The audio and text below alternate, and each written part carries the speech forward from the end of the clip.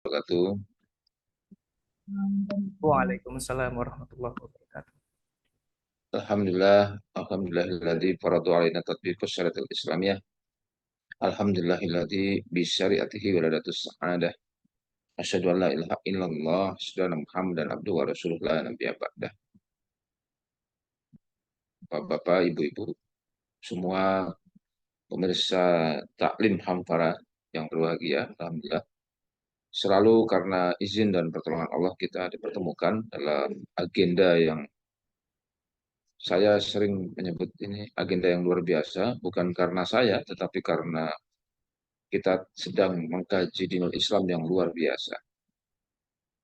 Agama yang semakin kita pelajari akan semakin membuat kita betul-betul menjadi hamba Allah. Betul-betul merasa menjadi pribadi yang dimuliakan di dalam Islam. Kita jadi paham mengapa Khalifah Umar radhiyallahu an suatu saat di dalam tanda petik ditegur oleh dalam tanda petik ya oleh para sahabat agar pakaiannya jangan seperti itu, sangat sederhana karena beliau adalah kepala negara. Beliau menjawab bahwa sesungguhnya beliau sudah dimuliakan oleh Islam, bukan oleh pakaian. Jadi Islam itu memuliakan siapapun yang meluknya. Karena itu salawat dan salam selalu kita curah limpahkan kepada uswatun hasanatun kita yang membawa Islam hingga sampai kepada kita. Kita adalah anak cucu para nabi, anak cucu yang terus mencoba untuk meneruskan pekerjaan yang telah dilakukan oleh beliau. Kita mengemban sebuah tugas peradaban. Maka Isra Mi'raj itu sesungguhnya tidak bisa hanya diperingati saja, tetapi dia semestinya bisa menjadi pengungkit kita, trigger kita, sudah sampai mana kita selama ini melakukan Islam di muka bumi ini. Karena itu izinkan saya untuk men-share screen. Sudah saya jadikan co-host, bisa langsung. Ya, sudah. Ya, kelihatan ya? Kelihatan. Oh, di saya masih waiting. Oh, sudah terlihat nih, Ustaz. Baik, Alhamdulillah. Sudah. Sudah terlihat, Ustaz. baik. Kita mulai. Jadi judulnya kurang lebih begini, Hijrah Pemikiran, Membangun Keberkahan Haki ala Rasulullah SAW. Jadi ada hijrah, ada pemikiran, ada keberkahan, dan ada Rasul. Eh, Mungkin agak berbeda dengan yang lain, yang sudah-sudah kita coba untuk menyelami. Jadi bunga mawar, bunga melati, jangan kemana-mana, kita saksikan yang satu ini. Siap, Ustaz. Ya, yang pertama, kalau kita bicara sebagai pengantar, hikmah hijrah dalam Isra Mi'raj itu sangat luar biasa, ada banyak sekali hikmah. Ya. Setiap peringatan Isra Mi'raj selalu ada banyak hikmah yang bisa disampaikan. Ada beberapa poin yang Isra Mi'raj ini yang terjadi pada tanggal 27 Rajab tahun ke-10 kenabian adalah mukjizat Rasulullah SAW. Kalau itu mukjizat, maka inilah yang kemudian membuat Rasulullah bisa menangkis situasi dan kondisi yang apa istilahnya menggugat, mengganggu, menyepelekan dakwah Rasulullah SAW. Apa yang ada di dalamnya? Yang pertama adalah perjalanan menembus kosmos, perjalanan menembus ruang angkasa, ya, yang ternyata hanya bisa ditimbang berdasarkan keimanan.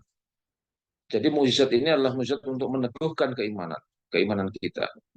Sehingga kita harus paham bahwa keimanan yang diharapkan di dalam Islam itu sehingga bisa meyakini, bisa memahami, bisa mengiyakan sampai pada derajat keyakinan itu adalah keimanan kita. Keimanan yang bagaimana? Keimanan yang kokoh dan produktif. Keimanan yang dibangun dengan pemikiran yang benar, pemikiran yang mendasar dan benar. Nanti akan kita bahas kemudian, mengapa kemudian hijrah itu memang betul-betul harus berpangkal dari pemikiran. Itu poin pertama. Poin kedua, ternyata ada sejumlah isyarat, ya, kalau pakai bahasa saya, isyarat atau hikmah yang lain yang bisa kita lakukan. Yang pertama adalah isyarat tentang adanya perubahan kepemimpinan dari jahiliyah menuju kepemimpinan Islam. Dalam peristiwa Isra, ya, Isra Mi'raj. Isra Mi'raj itu berarti Isra-nya itu sampai kepada Baitul Maqdis, lalu Mi'rajnya itu dari Masjidil Aqsa, Baitul Maqdis, langsung ke Sidratul Muntaha. Dalam peristiwa Isra, Rasulullah SAW itu ternyata tidak langsung dari Masjidil Haram ke Masjidil Aqsa atau Baitul Maqdis. Tapi ternyata diperjalankan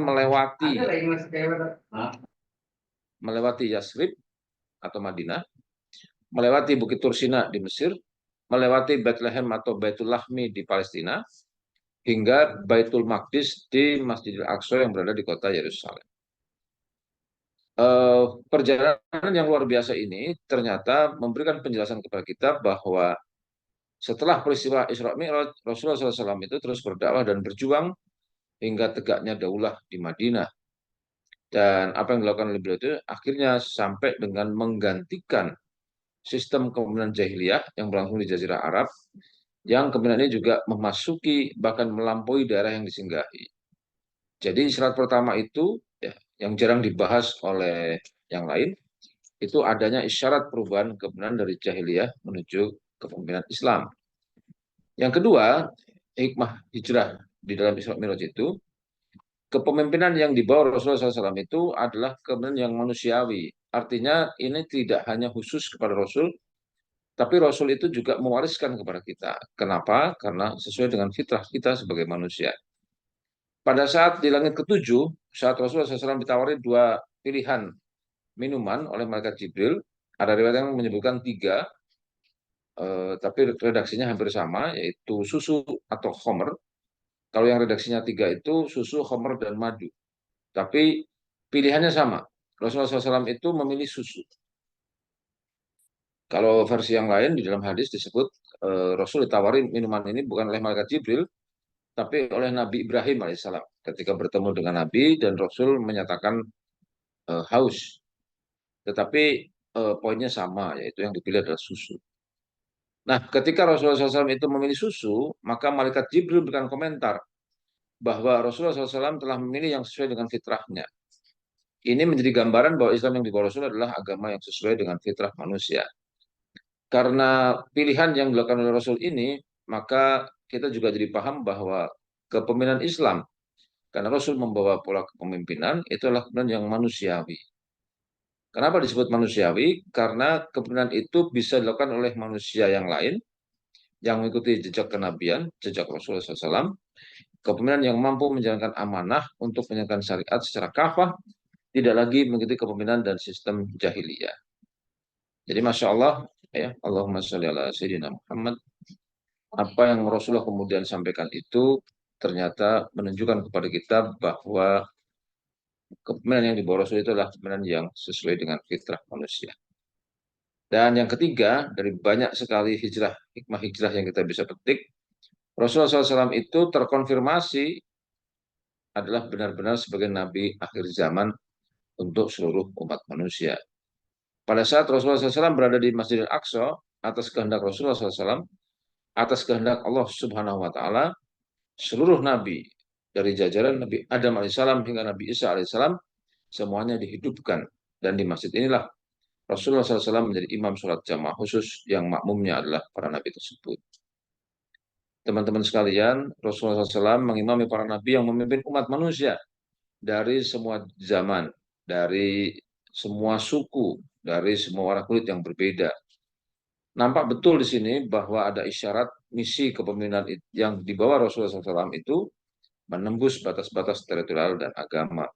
Itulah mengapa kita jadi bisa paham saat daulah tegak di Madinah, yang hidup di sana bukan hanya Muslim, tapi juga Yahudi dan Nasrani. Dengan pengantar ini, teman-teman sekalian, maka ada benang merah di situ. Yang pertama adalah kata hijrah. Hijrah dengan banyak penjelasan, ada hijrah secara lugawi, yaitu berpindah bahasa, dan ada hijrah dalam makna yang istilahi, yang lebih tegas, lebih jelas kepada kita, menegaskan perpindahan apa yang dimaksudkan. Nah, dari situ ternyata juga ada poin penting yang membuat kita harus bisa mengimani. Ada persoalan keimanan di situ. Ada, bukan persoalan, maksudnya ada perspektif keimanan. Bagaimana kemudian seorang Abu Bakar Siddiq itu langsung menyatakan iya, langsung membenarkan, dan karenanya kemudian beliau disebut sebagai Abu Bakar As-Siddiq yang membenarkan apa yang Rasul sampaikan. Dan ternyata itu basisnya adalah pemikiran yang dalam bahasa sekarang disebut pemikiran yang mendasar dan besar. Teman-teman sekalian, kita akan mulai dengan pengantar tadi. Yang pertama, saya ingin sampaikan bahwa kita mulai dari kondisi kita hari ini. Sungguh kita sedang menghadapi situasi yang tidak mengenakan kita, tidak seharusnya terjadi. Satu dari tiga remaja Indonesia mengalami masalah mental. Saya akan mulai dari sini untuk bisa memahamkan kita semua. Sepertiga, ya, sepertiga dari remaja kita mengalami masalah mental. Atau lebih tepat lagi adalah 35%, 15,5 juta remaja mengalami masalah mental. Dari cemas, depresi, hingga trauma. Dan 35% ini bukan jumlah yang sedikit, tapi jumlah yang banyak. Jumlah yang sebenarnya mengerikan buat kita. Tidak hanya cemas, ya, cemas itu merasa sesuatu yang buruk akan terjadi, khawatir berlebihan dan seterusnya, tapi juga sampai dengan depresi bahkan trauma. Nah, kita coba apa sebenarnya yang terjadi. Ternyata dari semua literasi yang saya lakukan, dapatlah saya pada kesimpulan ada tiga faktor yang membuat atau memunculkan situasi dan kondisi tersebut. Yang pertama adalah emosi, yang kedua perasaan, dan yang ketiga pemikiran. Dari sejumlah literasi yang saya lakukan, ya, penelitian riset kecil saya, ternyata emosi itu adalah perasaan yang terkait dengan suasana hati. Orang yang emosional itu bangunannya adalah dibangun dari perasaan. Orang yang sakit itu ternyata dimulai dari emosi. Emosi ternyata bisa mempengaruhi kekebalan tubuh. Kesehatan yang emosional yang buruk dapat menyebabkan sakit. Sakit apa tuh? Sakit punggung, selera makan, sakit dada, tekanan darah tinggi, dan seterusnya. Itu ternyata dipicu oleh emosi. Jadi tubuh akan merespon cara Anda berpikir, merasa, dan bertindak. Ini adalah koneksi antara pikiran dan tubuh. Teman-teman sekalian, nah, stres dan cemas ini juga diduga bisa memicu pelepasan zat adrenalin ke dalam aliran darah atau melemahkan sistem kekebalan tubuh hingga menyebabkan berbagai gejala fisik di atas. Bicara emosi dan perasaan, ternyata bicara negatif pada diri kita sendiri itu bisa membuat seseorang mengalami depresi. Karena itu mengubah pikiran negatif menjadi positif untuk membuat perasaan yang jadi lebih baik. Situasi dan kondisi ini ternyata menurut psikolog Daniele, apa yang harus kita lakukan? Ternyata kita harus mengubah pola pikir kita mengenai cara kita melihat dunia dan cara kita melihat diri kita sendiri. Teman-teman sekalian, emosi bisa membangkitkan atau memicu munculnya masalah mental. Emosi ternyata juga dipengaruhi oleh perasaan atau bangunan emosi tidak bisa dilepaskan dari perasaan. Emosi dan perasaan ini ternyata juga dikendalikan oleh pemikiran. Jadi tidak mengherankan, ya, para psikolog yang diwakili oleh Mbak Daniela ini menjelaskan kepada kita bahwa secara saintifik, secara sains, yang harus kita lakukan untuk menanggulangi sakit-sakit yang tadi dipicu oleh emosi perasaan tadi, ternyata adalah harus dimulai dengan mengubah pola pikir kita tentang dua hal. Satu, cara kita melihat dunia, dan yang kedua, cara kita melihat diri kita sendiri. Jadi sampai dengan di sini kita harus catat baik-baik, ternyata persoalannya adalah pertama-tama dimulai berpikir, pola pikir tentang bagaimana melihat dunia dan bagaimana melihat diri kita sendiri. Oke, kita lanjutkan. Nah, bicara pemikiran, nah ini dia. Ternyata pemikiran itu Sebegitu pentingnya karena ternyata dalam dunia hari ini pikiran itu juga menjadi basis proses pembentukan karakter diri. Pemikiran itu ternyata ada 3 poin yang harus masuk di dalam pemikiran. Yang pertama adalah taklif. Orang yang sudah balik, orang yang sudah mukallaf, itu ternyata mestinya dia seharusnya memikirkan tentang taklif, bahwa dirinya adalah orang yang sudah mukallaf. Orang yang sudah mukallaf identik dengan tanggung jawab. Kemudian yang kedua, dia harus memikirkan tentang way of life Islam, worldview Islam. Kenapa? Karena dia Muslim. Dan yang ketiga, dia harus memikirkan tentang kondisi umat. Jika dia tidak memikirkan tentang Islam, maka pilihannya cuma dia berpikir tentang yang sebelah kanan, kebebasan. Semakin jauh dia berpikir tentang kebebasan, akan menggiring dia pada perspektif God is nothing. Tuhan itu tidak ada. Kemudian yang kedua, dia akan bicara atau berpikir tentang way of life sekularisme, dan sejauh-jauhnya dia bicara kondisi, dia akan hanya bicara kondisi pribadi. Nah, ini berbahaya teman-teman sekalian, karena itu mestinya kita hanya berpikir tentang apa yang ada di dalam Islam. Nah, pemikiran ini buahnya adalah mindset. Mindset itu, mind itu pikiran, set itu pola. Jadi pola pikir memang. Nah, ketika pemikiran ini sudah bisa dilakukan, maka mestinya pemikiran itu juga melahirkan pemahaman. Pemahaman tentang apa? Kalau dia Muslim, dia telah berpikir tentang taklif, dia berpikir tentang way of life Islam, dia berpikir tentang kondisi umat, maka mestinya muncul pemahaman tentang jati dirinya. Dia adalah hamba Allah. Dia adalah penjaga Islam yang terpercaya, dan karenanya dia juga menjadi sosok dan pribadi Ansarullah. Kalau dia itu berpikir tentang sekularisme, maka sejauh-jauhnya hanya akan melahirkan jati diri dan sosok yang pribadi dan yang sekuler. Pemahaman ini akan selanjutnya memunculkan kesadaran. Ketika pemahaman sudah ada pada seorang, kemudian memunculkan kesadaran, maka mestinya berlanjut pada kemauan. Kemauan untuk melakukan sesuatu. Nah, disinilah kemudian kita paham bahwa dalam Islam ternyata kemauan itu pertama-tama dibentuk dengan azam. Dalam bahasa saya, yang sering saya gunakan adalah mimpi besar. Tapi ada banyak orang punya azam, punya mimpi besar, tidak bisa melaksanakannya. Kenapa? Karena tidak punya roadmap, peta jalannya. Nah, mimpi besar yang kemudian digait dengan roadmap, mestinya akan melahirkan aksi. Bagaimana menyalakan aksinya? Itu pakai pendekatan tawakal. Kok bisa begitu? Karena seseorang Muslim yang sudah belajar tentang Islam, maka dia akan dapati bahwa Al-Quran menuntunnya untuk melakukan apa yang disebut dengan rumus azam dan tawakal. Faida azamta fatawakal. Jika dia sudah berazam, maka tawakal kepada Allah. Tawakal yang dihabituasi akhirnya nanti akan berubah menjadi habit. Islam muncul karakter Muslim kafah, Ansarullah. Tetapi jika kita tidak menggunakan Islam, maka yang terjadi adalah karakter sekuler. Jadi teman-teman sekalian, disinilah pentingnya kita jadi paham betapa dahsyatnya pemikiran, karena dia pertama-tama memang akan menjadi basis proses pembentukan karakter diri.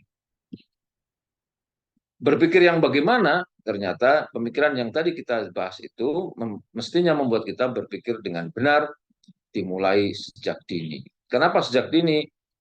Karena dalam Islam ternyata hanya ada 2 timbangan, anak atau dewasa. Nah, titiknya di mana? Titik persinggungannya di mana? Di usia taklif.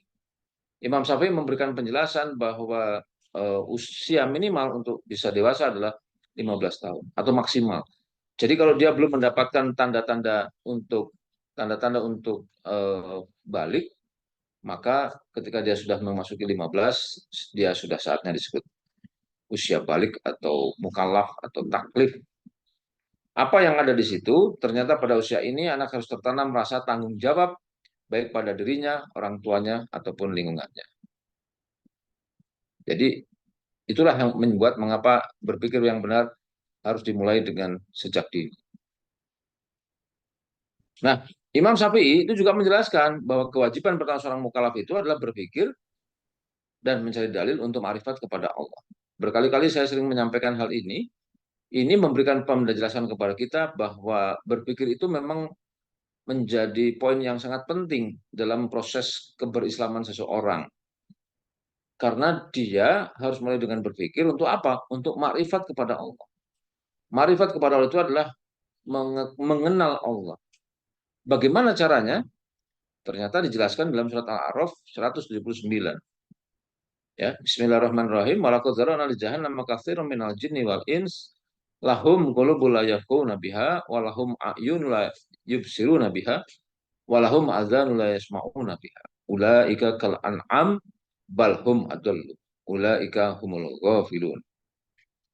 Terkonfirmasi di sini bahwa sungguhnya kami Allah menjadikan untuk isi neraka jahanam itu kebanyakan dari jin dan manusia. Kenapa kebanyakan jin dan manusia itu dimasukkan ke neraka jahanam?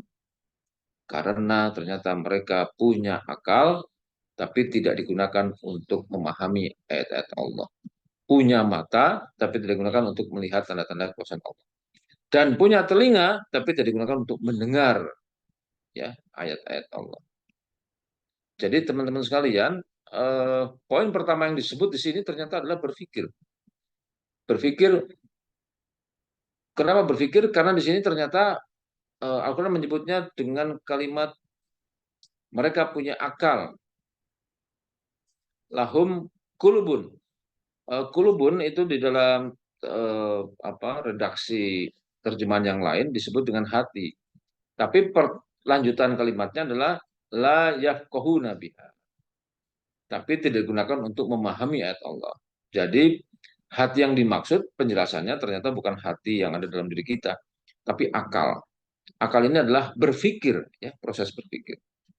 Jika itu tidak dilakukan, maka Allah menyebutnya seperti binatang ternak, balhum adallu, bahkan lebih sesat lagi. Ulaika humul ghafilun, itulah mereka orang lalai. Singkat cerita, teman-teman sekalian, kalau benar kita bisa berpikir seperti ini, maka kita akan sampai kepada makrifat kepada Allah. Apa itu makrifat? Imam Nawawi Al-Bantani menjelaskan bahwa yang disebut dengan tanda makrifat pada seorang itu adalah taat kepada Allah. Jadi berpikir seperti ini akan melahirkan keimanan, akan mendatangkan keimanan. Karena konten yang dipikirkan itu adalah mengimani Allah. Ketika kita sudah mengimani Allah, maka akan munculkan makrifat kita kepada Allah. Dan tandanya itu adalah amal soleh. Di sini kita jadi paham kenapa dalam Al-Quran itu selalu direndengkan, selalu dikaitkan antara iman dan amal soleh. Bunyinya kurang lebih banyak ayat yang begini. Innalladzina amanu wa amilu solih. Iman itu kontennya akidah. Amal soleh itu kontennya syariat. Dan iman ini ternyata dilakukan pertama kali dengan cara berpikir. Nah, luar biasa ya. Tapi materi masih banyak ini. Masih kuat nggak nih? Kayaknya sampai subuh deh. Alhamdulillah, sepertinya sahajat juga bersama nih, Ustaz. Nah, lanjut lagi ya. Berpikir dengan benar itu ternyata harus dimulai sejak dini. Kenapa? Karena semua akan dipertanggungjawabkan dunia dan akhirat. Ya, kulukum ra'in wa kullu ra'in mas'ulun an ra'iyati. Setiap kalian adalah pemimpin dan setiap pemimpin akan dimintai pertanggungjawabannya. Maka memang berpikir harus dimulai sejak dini, teman-teman sekalian. Apalagi hidup di dunia ini ternyata hanya sekali, hanya sebentar, dan tidak terulang lagi. Tapi nanti deh saya mau mikirnya kalau udah tua, ya kalau sampai tua, nah, kalau enggak, kalau mati duluan bagaimana? Ya. Nah, kalau kita dalami apa sebenarnya yang kita pikirkan itu, ternyata yang diminta itu adalah pikirkan sejak dini untuk apa kita hidup. Karena ketika kita bicara untuk apa kita hidup, kita akan sampai kepada apa relasi kita dengan Tuhan pencipta kita atau Allah Subhanahu wa taala. Ada tiga pertanyaan yang sangat mendasar dari mana kita berasal, untuk apa kita hidup, dan akan kemana kita setelah mati. Dan kita akan dapatkan jawaban, ternyata hidup kita diciptakan oleh Allah, kita mati nanti kembali kepada Allah. Kalau kita berasal dari Allah dan akan kembali kepada Allah, maka hidup kita adalah untuk beribadah kepada Allah. Teman-teman sekalian, kalau hidup kita beribadah pada Allah, artinya apa? Kita harus menjadi hamba Allah Subhanahu wa taala. Hamba yang bagaimana? Hamba yang hidup sesuai dengan aturan Allah Subhanahu wa taala. Ingatlah di Quran surat Al-A'raf 129, maka kita akan dapat jawaban seperti ini. Nah, inilah sebenarnya hakikat hidup manusia. Yang dalam bahasa yang lain juga menjelaskan tentang visi dan misi penciptaan manusia. Ya, di Mas Admin yang lainnya ya. Dan apa yang kemudian didapatkan dalam pemikiran yang mendasar besar ini akan membawa kita kepada akidah. Dan inilah yang juga disebut dengan way of life, juga world view. Sampai sini kita sudah dapat hubungannya ya. Apa namanya?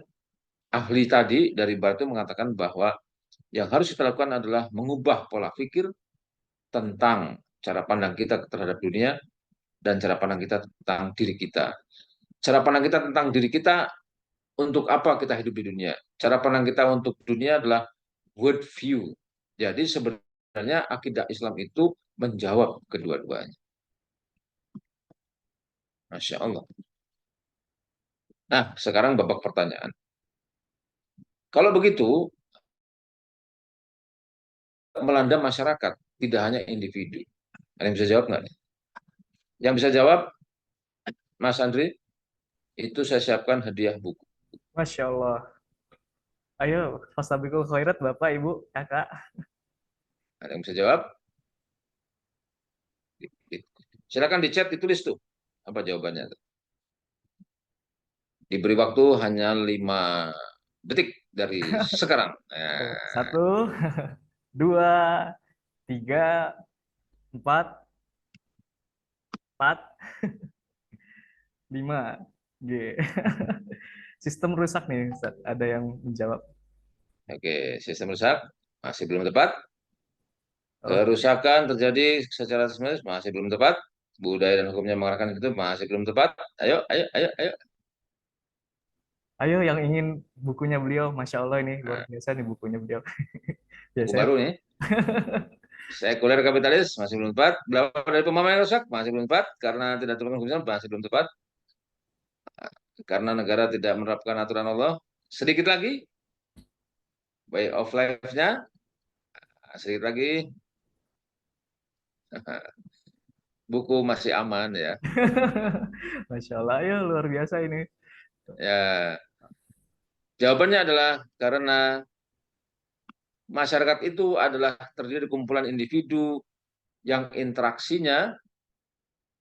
ya, interaksinya itu di apa istilahnya, diikat oleh perasaan yang sama, pemikiran yang sama, dan peraturan. Kalau hanya perasaan dan pemikiran, mungkin yang sakit cuma 1, 2, 3, 4, 5, 6, 7, 8, 9, 10. Tapi karena oleh peraturan yang sama, maka dampaknya akan sangat luas. Contoh, oke, besok Senin kita akan pakai baju putih, abu-abu semua. Maka kita bisa pastikan hari Senin besok semua mematuhi pakai baju putih dan abu-abu. Itulah peraturan. Bagaimana kalau kemudian peraturannya dilakukan di level negara? Maka yang akan terjadi adalah peraturan itu diterapkan di seluruh negara, di seluruh wilayah negara itu. Itu teman-teman sekalian. Karena itu, dari mana peraturan itu? Ternyata peraturan itu juga basisnya pemikiran. Ketika pemikirannya salah, maka dia bisa menjadi basis perusakan secara terstruktur, masif, dan sistematis. Ketika pemikiran itu menjadi bagian atau menjadi basis peraturan. Pemikiran yang mana? Kalau pemikirannya pemikiran Islam, malah bagus. Tapi kalau pemikirannya sekuler, seperti hari ini, kapitalisme sekularisme, maka yang terjadi adalah perusakan secara terstruktur, masif, dan sistematis. Saat saya kuliah di UM Malaysia, itu saya mendapatkan sejumlah data. Ternyata sekularisme kapitalisme itu adalah paradigmanya agama masih dihapuskan karena dia penghalang bagi pembangunan. Asasnya manfaat, tujuan makan segala cara. Mereka yang tidak setuju tidak bisa ikut maju, akan tersingkir. depresi, lalu berubah menjadi residu pembangunan. Apa itu tujuan maka segala cara? Ada suap, ya. KPK ini sudah didirikan sejak lama, tapi yang namanya suap masih terus ada. Manipulasi, kickback, banyak contoh yang saya punya. Kurang, kebijakan yang zolim, dan sebagainya. Kemudian apa buktinya? Ya, residu pembangunan. Jadi mereka yang tidak setuju tidak bisa ikut maju, akan tersingkir, depresi, lalu berubah menjadi residu pembangunan. Munculnya kriminal, gelandangan, pengemis, pelaku seks menyimpang, PSK, pezina, homo, dan lain-lain, sehingga akhirnya gila. Kalau tidak sistematis, mungkin kriminal cuma sedikit, gelandangan cuma sedikit, pengemis cuma sedikit, dan sebagainya. Tapi karena ini sudah jadi peraturan, ditetapkan menjadi peraturan, maka munculnya kriminal, gelandangan, pengemis, dan seterusnya, jumlahnya bukan sedikit, tapi banyak. Itulah bukti pemikiran menjadi basis perusakan secara sistematis, terstruktur, masif, dan sistematis. Ya, karena itu ketika pemikiran memang menjadi basis proses pembentukan karakter diri, maka kita mesti pastikan dengan Isra Mi'raj ini yang harus kita pakai adalah yang Islam. Jangan sampai kita jatuh kepada pemikiran sekularisme. Nah, teman-teman sekalian, dalam proses perkembangan sains, pemikiran juga menjadi basis trend skill yang diperlukan dari tahun 2009 sampai dengan tahun 2020. Bahkan saya duga sampai dengan 10 tahun yang akan datang. Berkumpul di tiga besar di 2020 adalah kompleks problem solving. Jadi hari ini kita menghadapi situasi problemnya itu kompleks. Dan yang dibutuhkan adalah kemampuan untuk menanggulangi problem yang kompleks. Kompleks problem solving. Yang kedua, critical thinking. Berpikir untuk mencari akar masalahnya apa. Dan orang yang punya poin 1 dan 2, maka umumnya dia juga akan memiliki kreativitas. Tiga-tiganya ternyata berasal dari pemikiran.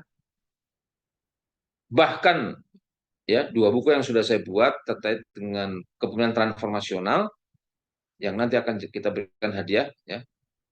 Mas Andre nanti di akhir mungkin pada saat diskusi ada saya siapkan 5 gratis. Masya Allah, siap. Ustaz. Nah, ternyata setelah saya dalami sejak tahun 2002 apa yang disebut dengan transformational leadership, syarat pertamanya adalah pemikiran, word view. Pemikiran menjadi basis dari model kebenaran terkini. Insya Allah. Nah, bagaimana kita bisa memahami way of life Islam? Pemikiran yang kemudian melahirkan way of life Islam. Kemudian bertemu dengan akidah dan syariah, itu bisa menjadi kompleks problem solving. Masya Allah teman sekalian, mestinya ya kalau kita bertemu dengan Isra Mi'raj, bertemu dengan PHBI yang lainnya, semakin membuat kita yakin dan tergugah untuk segera melaksanakannya. Kenapa? Karena Islam itu Masya Allah. Ya karena yang buat adalah zat yang menciptakan kita. Ada 2 kandungan dalam Islam, yaitu akidah dan nizam, akidah dan syariat.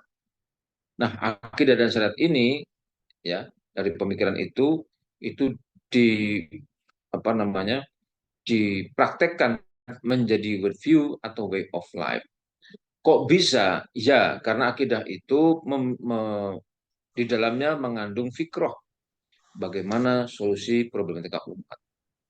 Sementara nizam itu juga di dalamnya mengandung torikoh. Tidak hanya solusi problematika umat, tapi juga penjelasan penerapan solusi, penjagaan terhadap akidah, dan bagaimana mendakwakan Islam. Akidah itu ternyata berisi fikroh.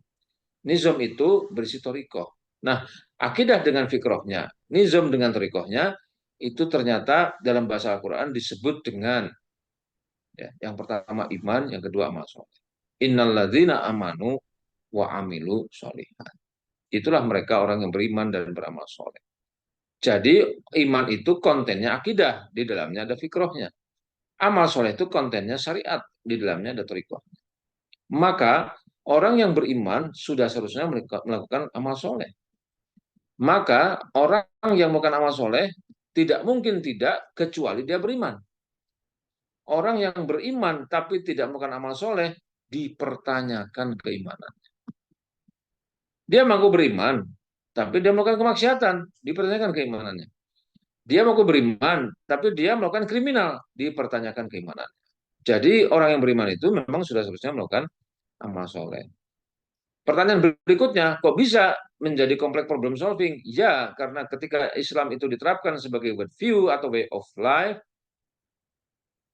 maka dia menjamin terwujudnya 8 tujuan agung penerapan syariat.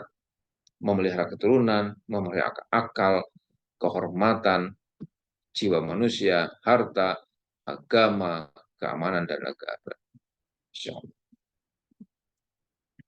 Kok bisa kompleks problem solving?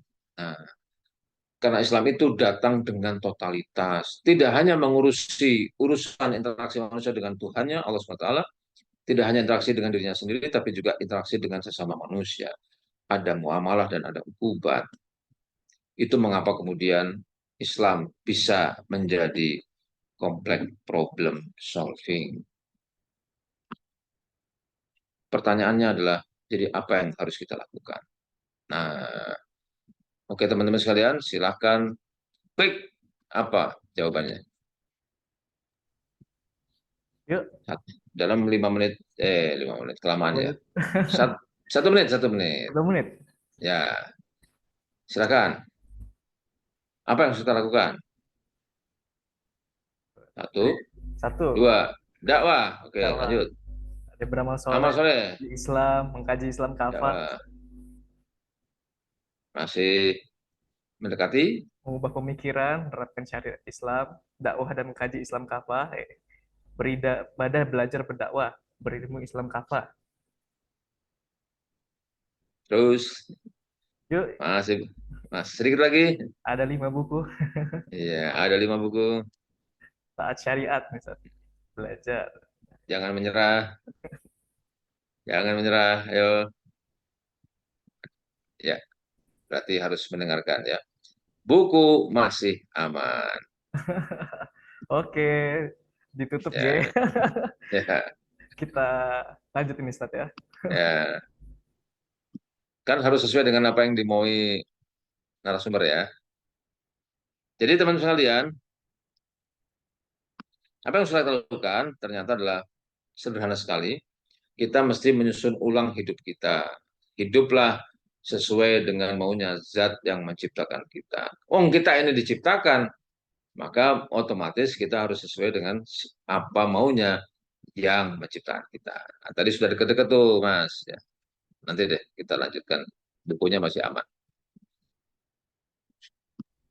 Siap, Ustaz. Gimana caranya? Nah, mulai hari ini selalu gunakan rumus azam dan tawakal.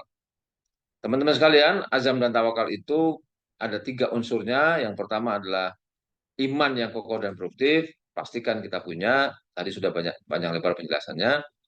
Lalu dari situ kemudian kita buat azam, ya, tekad yang kuat, kita melakukan sesuatu. Lalu bagaimana caranya melakukan azam itu, mempraktikkan azam itu, mewujudkan azam itu adalah dengan tawakal. Tawakal itu pembahasannya panjang lagi, ada 2 jam, bisa 2 jam. Tapi intinya adalah yang pertama, bahwa tercapainya azam itu adalah rezeki dari Allah. Maka Allah pasti akan membantu kita. Pasti. Karena persoalan keimanan itu adalah pasti.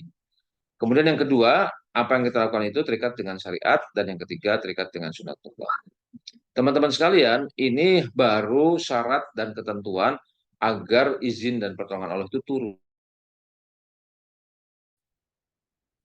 Karena yang kita harapkan cuma 2 itu saja. Jangan lupa izin dan pertolongan Allah. Maka selalulah kita mohon izin kepada Allah Subhanahu wa taala. Ya. Pertanyaan lagi, bagaimana kalau hijrahnya telat? Nah, ini jangan khawatir. Imam Ibnu Taimiyah berkata, yang akan diperlukan adalah kesempurnaan akhir dari sebuah amal, bukan buruknya permulaan. Imam Hasan Al-Basri berkata, perbaiki apa yang tersisa padamu, niscaya Allah akan mengampuni atas apa yang telah berlalu. Maka manfaatkan sebaik-baiknya waktu yang tersisa, kita tidak tahu kapan rahmat Allah berupa kematian itu akan datang. Jadi tetap semangat. Nah, kita sudah sampai di ujung. Kalau begitu, apa hikmah berikutnya? Hijrah itu akan berkah jika hidup berada dalam koridor ketaatan dan dakwah. Hadis riwayat Ahmad menjelaskan tentang eh, apa namanya eh, hadis qudsi. Aku Allah, tidak ada Tuhan selain aku. Jika aku ditaati, aku ridho. Dan jika aku ridho, maka aku akan memberikan berkah. Berkahku, keberkahanku tidak ada akhirnya. Tapi jika manusia maksiat kepadaku, aku murka. Dan jika aku murka, aku akan melaknatnya. Dan laknatku akan sampai pada 7 turunan. Jadi ketaatan itu harga mati buat kita. Hijrah akan berkah jika hidup berada dalam koridor ketaatan. Dan yang kedua, ternyata di antara tanda keberkahan pada seorang itu adalah, nah, ini teman-teman sekalian, apa coba? Dia senantiasa mengajarkan kebaikan, mengajak manusia pada Allah, mengingatkan kepadanya, dan memotivasi untuk taat kepadanya. Senantiasa mengajarkan kebaikan, mengajak manusia kepada Allah, mengingatkan kepadanya, dan memotivasi untuk taat kepadanya. Apa namanya kalau bukan dakwah? Sementara barang siapa yang tidak ada perkara ini padatnya, maka sungguh dia tidak akan memiliki keberkahan dan telah dicabut darinya keberkahan ketika berjumpa dan berkumpul dengan. Nah, tadi yang menjawab dakwah tuh, nah, boleh tuh dapat buku satu tuh, Mas. Wah, banyak yang jawab dakwah nih, Tat. Hmm. Oh, kalau gitu nggak jadi. Kalau terlalu banyak nggak jadi ya. Kalau satu orang jawab baru dapat Oke, ya.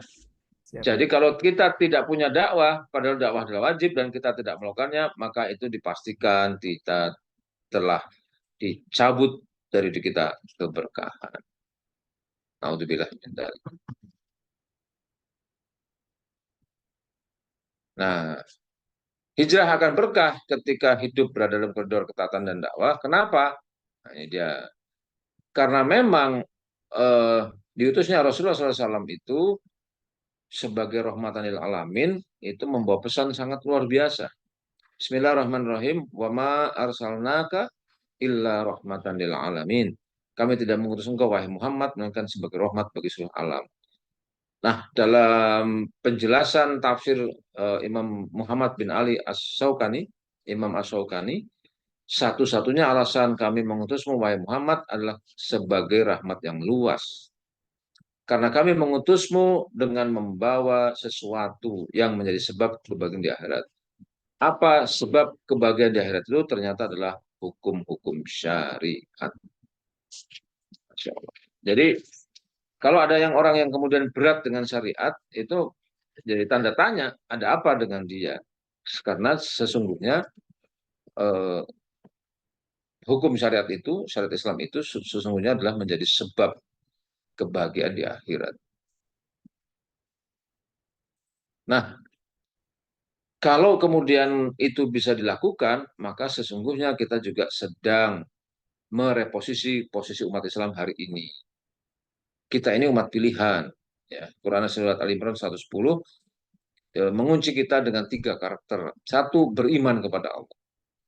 Jadi tidak pernah kita bisa melakukan hidup kita itu dengan beriman kepada Allah. Dan yang kedua adalah dengan amal soleh. Amal soleh yang spesifik dibidik di dalam surat Al-Imran 110 ini adalah amar ma'ruf nahi munkar. Jika kita melakukan 3 poin ini, maka jelas umat tidak akan mengalami kemunduran, tidak akan mudah dijajah, tidak akan mudah dimurtadkan, tidak akan terpuruk, tertindas seperti buih di lautan, dan menderita penyakit wahan, cinta dunia, takut mati. Nah, sebagai di penghujung, untuk menyemangati kita semua, pertanyaan yang sangat menarik buat saya, apakah ada mimpi besar yang diberikan oleh Islam kepada kita? Ternyata ada. Ketika penaklukan Konstantinopel, sesungguhnya Bisyarah Nabawiyah yang Rasul sampaikan itu mengacu kepada 2 kota, kota Konstantinopel dan kota Roma. Ternyata yang disampaikan Rasul sebagai kota yang dibebaskan pertama kali adalah Konstantinopel.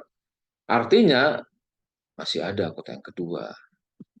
Apa itu kota yang kedua? Roma. Nah, Syekh Al-Albani menjelaskan bahwa eh, kota pertama telah berhasil dihasilkan melalui tangan Muhammad Al-Fatih Al-Utsmani. Seperti yang diketahui, penaklukan itu terrealisasi setelah lebih dari 800 tahun, atau lebih tepatnya 820 tahun, sejak kabar gembira itu disampaikan oleh Nabi Muhammad SAW. Dan pembebasan kedua, yaitu penaklukan kota Roma, dengan izin Allah juga pasti akan terrealisasi. Sungguh beritanya akan Anda ketahui di kemudian hari. Tidak diragukan juga bahwa realisasi pembebasan kedua itu menuntut kembalinya khilafah Rasidah ala minhajin nubuwah di tengah-tengah umat muslim. Jadi kalau ada kaum muslimin hari ini juga masih alergi dengan istilah khilafah, itu juga dipertanyakan karena ini bagian dari keimanan kita. Beriman atau tidak kita terhadap itu. Dan tidak akan pernah terjadi kiamat kecuali Roma sudah kembali ke pangkuan Islam. Masya Allah. Coba, itu dari mana mulainya? Semuanya dari pemikiran yang mendasar dan besar.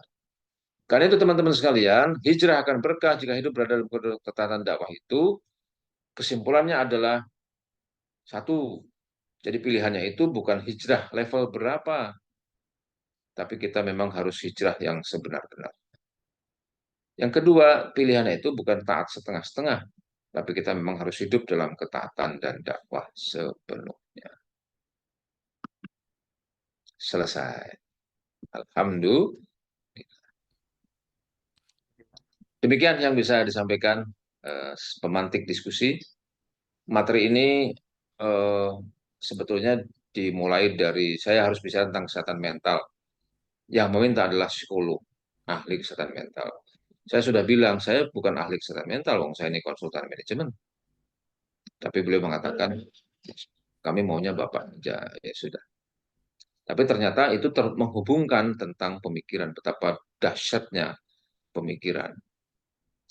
Begitu sementara, Mas Andre dan teman sekalian, monggo kalau ada yang mau didiskusikan, dan buku 5 buku sudah siap untuk dibagikan. Hanya kepada mereka yang berhak. Masya Mustahik, Allah. ya, mustahik buku. Mustahik buku ya, Masya Allah, luar biasa ini Ustaz. Kita sudah menyimak bersama bagaimana hijrah pemikiran yang transformasional ya, secara hakiki yang betul-betul dimulai dari sejak dini dan kita punya mimpi besar dan juga itu tidak kaleng-kaleng ya dimulai dengan sesuatu yang kita harus mulai dari sekarang gitu. Jika tidak, kita tidak akan pernah bisa mencapai sesuatu mimpi yang besar tadi dan berbagai masalah dan problem yang perlu kita atasi bersama ya. Maka umat Islam itu harus selalu bersatu dan bersama-sama memecahkan segala solusi dan masalah hingga mencapai mimpi besar tersebut. Ya, baik. Ini kita sebetulnya sebelum ada sesi tanya jawab. Insya Allah ada jeda pariwara untuk silakan. Siap. tahun segala pertanyaan yang sudah banyak ini sepertinya ya yang akan diberikan oleh Bapak Ibu Kakak sekalian ya, jamaah Talim Online Hamfara yang insya Allah dirahmati oleh Allah Subhanahu Wa Taala. Jangan kemana-mana, sedikit ada jeda pariwara dan boleh dipersiapkan pertanyaan terbaiknya sehingga nanti kita bisa pilih siapa yang akan berhak mendapatkan buku dari Ustadz Karebet, insya Allah.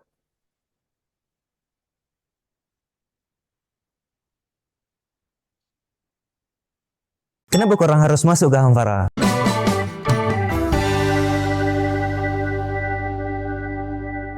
Assalamualaikum warahmatullahi wabarakatuh. Saya Amir Haziq bin Ahmad Hajri, berasal dari Johor, Malaysia, yang sekarang merupakan student di Sekolah Tinggi Ekonomi Islam Hamfara.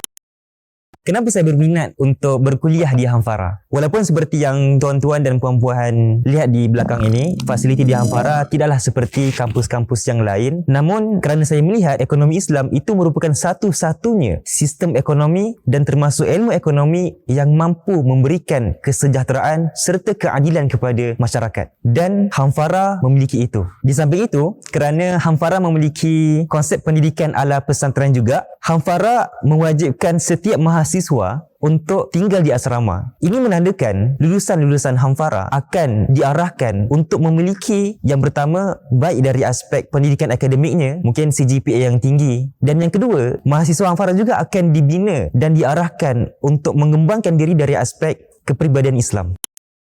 Oleh kerana itu, saya mengajak teman-teman yang ada di Malaysia, Thailand, Vietnam dan berbagai negara yang lain, ayo menjadi bahagian dari kami dengan cara berkuliah di sini. Yang insya-Allah teman-teman akan mendapatkan seluruh hal-hal yang saya sebutkan tadi di sini. Selain itu, kepada tuan-tuan dan puan-puan yang memiliki anak untuk dimasukkan ke universiti, insya-Allah boleh menguliahkan anak tuan-tuan dan puan-puan ke Hamfara. Dan juga kepada tuan-tuan dan puan-puan yang diizinkan oleh Allah Subhanahu Wa Taala memiliki rezeki yang lebih, harta yang berlimpah, bolehlah berkontribusi dalam pembangunan dan pengembangan Hamfara dengan cara memberikan sumbangan kepada Ziswah Hamfara. Yang insya-Allah 100% sumbangan tersebut akan Ziswah Hamfara gunakan bagi pengembangan dan pembangunan Hamfara serta untuk memberdayakan mahasiswanya menjadi mahasiswa yang memiliki peribadian Islam yang insya-Allah kedepannya akan memberikan manfaat yang luar biasa kepada umat Islam. Yang dengan itu juga tuan-tuan dan puan-puan akan mendapatkan pahala yang berlimpah dan terus mengalir dari kontribusi yang diberikan anak-anak Hamfara di sini. Sekian, terima kasih. Assalamualaikum warahmatullahi wabarakatuh.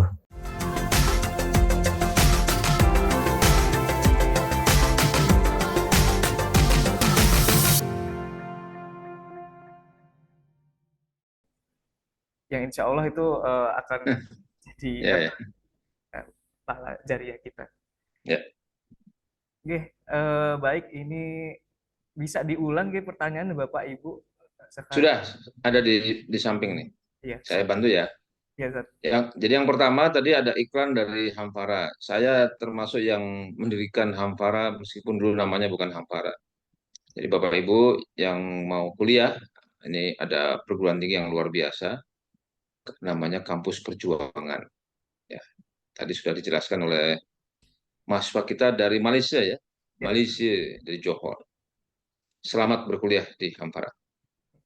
Nah ini Mas, pertanyaan pertama, Assalamualaikum Ustadz, saya izin bertanya, berbicara hijrah yang sebenarnya, maka langkah-langkah konkret apa yang bisa dan harus kita lakukan untuk mengambil peran perbaikan di tengah umat? Saya jawab per pertanyaan aja ya. Oke, boleh, Zat. Ya, apa yang harus dilakukan? Yang pertama tentu memahami makna hijrah.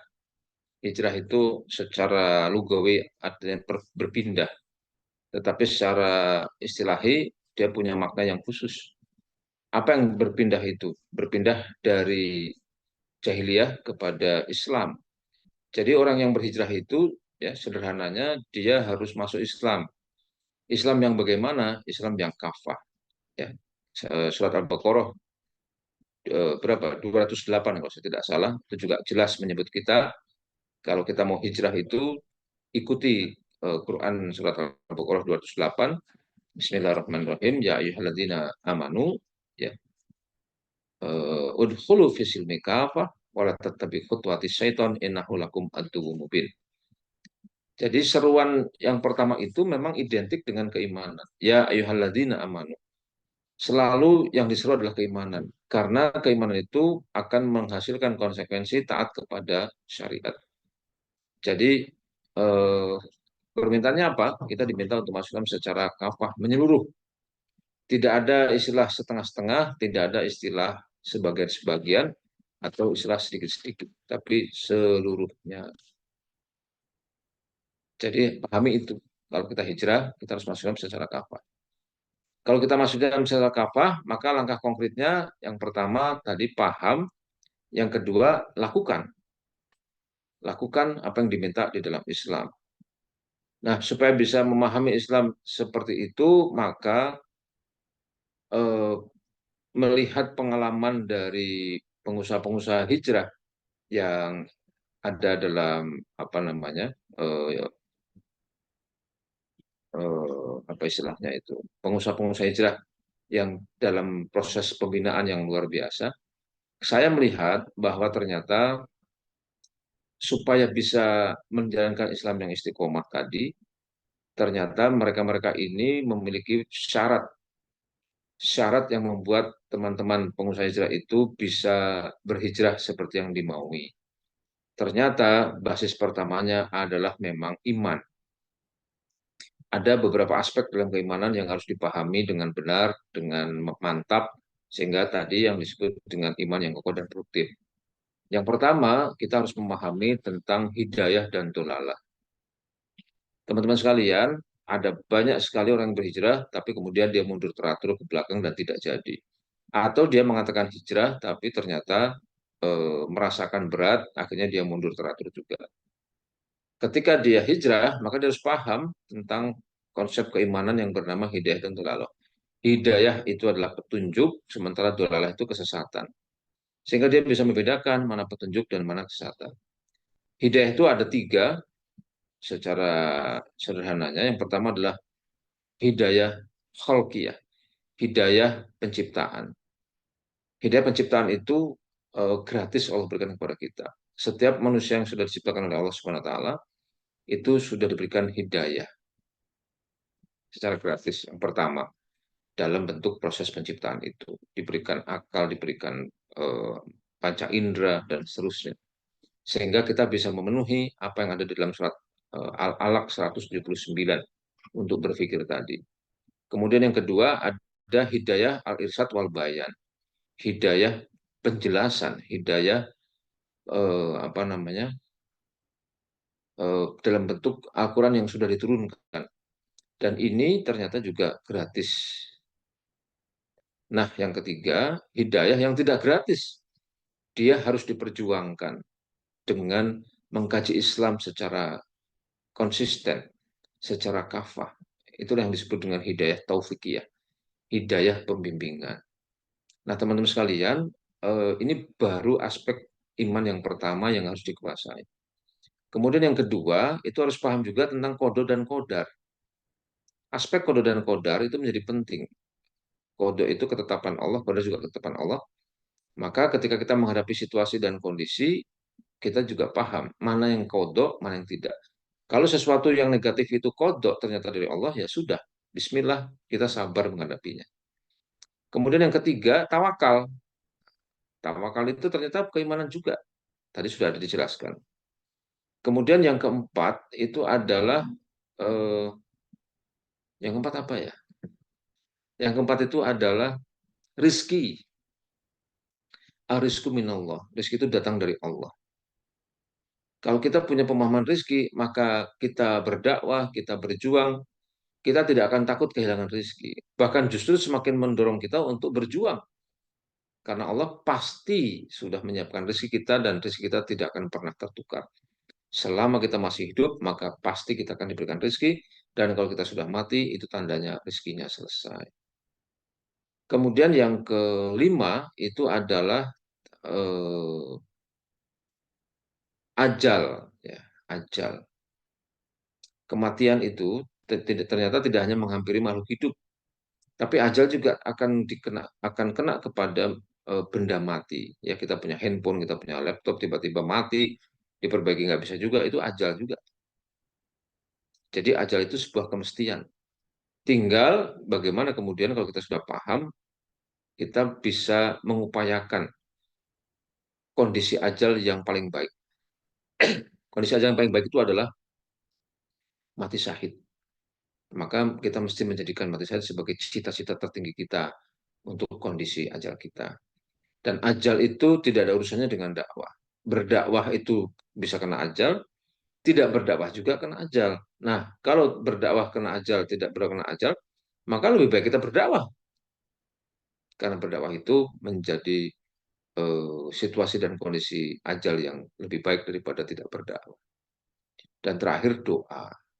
Doa itu ternyata wajib kita lakukan. Nah, 6 poin itu ternyata menjadi basis yang sangat kuat untuk membentuk keimanan seorang itu kokoh dan produktif. Hanya dengan iman yang seperti ini, kita bisa membuat azam untuk hijrah, dan kemudian kita bisa menjalankan tawakalnya. Itu Bu Asrani Zarifah. Ya. Masya Allah. Bu Azrani dapat ya, Ustaz? Belum tentu. Oh, belum tentu. Harus, iya, harus dicek ini, karena Harus dicek. bukunya kan 5. Ada 5. Oke, siap, siap. Ini yang nanya banyak soalnya. Oh, banyak, banyak. Nah, nanti Mas Andre yang menentukan ya, mana Oke, siap. pertanyaan terbaik. Oke, Ustaz. Ya. Kemudian yang kedua, izin bertanya bagaimana cara menyusun ulang hidup sesuai dengan kemauan Sang Pencipta. Kita menyusun ulang karena kita harus introspeksi tadi. Jangan-jangan hidup kita selama ini tidak sesuai dengan maunya Allah.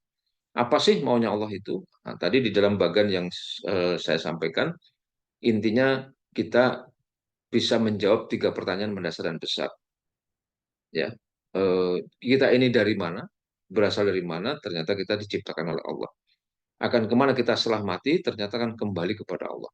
Kalau kita itu berasal dari Allah, diciptakan oleh Allah dan akan kembali kepada Allah, maka hidup kita itu pasti hanya untuk Allah. Kalau hidup kita untuk Allah itu berarti artinya kita menjadi hamba Allah. Hamba Allah yang bagaimana? Namanya hamba berarti harus nurut kepada tuannya. Tuannya siapa? Allah SWT. Bagaimana supaya bisa sesuai dengan maunya Allah? Berarti harus mengikuti apa yang dimaui Allah pada kita. Maunya Allah itu cuma 2 sebenarnya, sederhananya. 1, beriman kepada Allah. Dan 2, taat kepada Allah. Beriman itu berarti akidah lagi. Taat kepada Allah, taat kepada syariat Allah. Begitu Pak Abdul Salam. Karena itu memang perlu supaya konsisten itu kita memahami Islam. Bagaimana cara memahami Islam? Mengkaji Islam yang kafah. Jangan mengkaji Islam yang setengah-setengah, karena tidak ada kata Islam setengah-setengah. Ya ayyuhalladzina amanu udhulu fisilmi kafah. Jadi kafah itu dari situ. Ya, tidak boleh setengah-setengah. Kalau sekuler itu berarti setengah-setengah. Bahkan sekuler itu haram. Ya, dalam penjelasan tafsirnya itu kita dapati bahwa Muslim yang kemudian sekuler itu ternyata posisinya adalah haram. Kenapa haram? Karena di situ ada lanjutannya. Janganlah kamu mengikuti langkah-langkah setan, karena sungguh setan adalah musuhmu yang nyata. Kalau dilarang berarti haram. Itu pertanyaan kedua. Masya Allah, ada 15 pertanyaan. Luar biasa ini, Ustaz. Sepertinya kita tahajud bersama nih. Nah, bagaimana meraih penaklukan Roma? Ya, padahal sikon masyarakat masih jauh dari ketertarikan dan pemahaman khilafah. Yang pertama harus disampaikan. Mengapa hari ini saya sampaikan juga di depan teman-teman sekalian?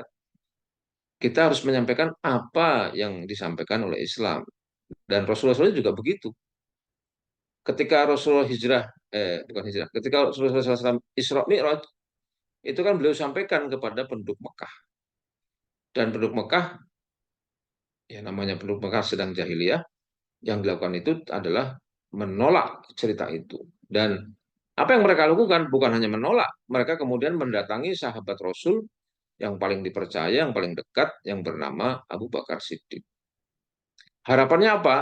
Mudah-mudahan mudah-mudahan Abu Bakar Siddiq tidak tidak percaya. Kalau tidak percaya, maka sahabat dari orang-orang Quraisy yang mendukung Rasul akan berkurang. Itu maunya. Lalu sebelum Rasulullah SAW sempat bertemu dengan Abu Bakar Siddiq, mereka menemui Abu Bakar Siddiq lebih dulu. Apa yang mereka sampaikan? Wahai Abu Bakar, bagaimana pendapatmu jika sahabatmu Muhammad itu dalam waktu hanya semalam melakukan perjalanan dari Masjidil Haram ke Masjidil Aqsa lalu tembus ke Sidratul Muntaha. Tidakkah bahasa kita, tidakkah engkau tidak percaya atas kejadian itu? Di luar dugaan mereka, Abu Bakar Siddiq menjawab, tentu aku percaya. Apapun yang disampaikannya, aku pasti percaya. Bahkan jika beliau menyampaikan sesuatu yang lebih canggih lagi, yang semakin membuat kita tidak mudah percaya, aku pasti percaya. Coba.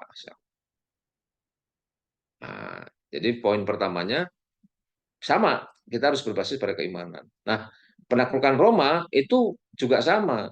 Dari siapa? Dari Rasul. Sebagaimana sikapnya Abu Bakar Siddiq, maka kita juga harus seperti itu. Penaklukan Roma, siapa yang menyampaikannya? Rasul. Bisyarah Nabawiyah dari mana? Dari Rasul. Kalau ini dari Rasul, ya sudah. Samina wa ta'na. Kita dengar, kita tahu.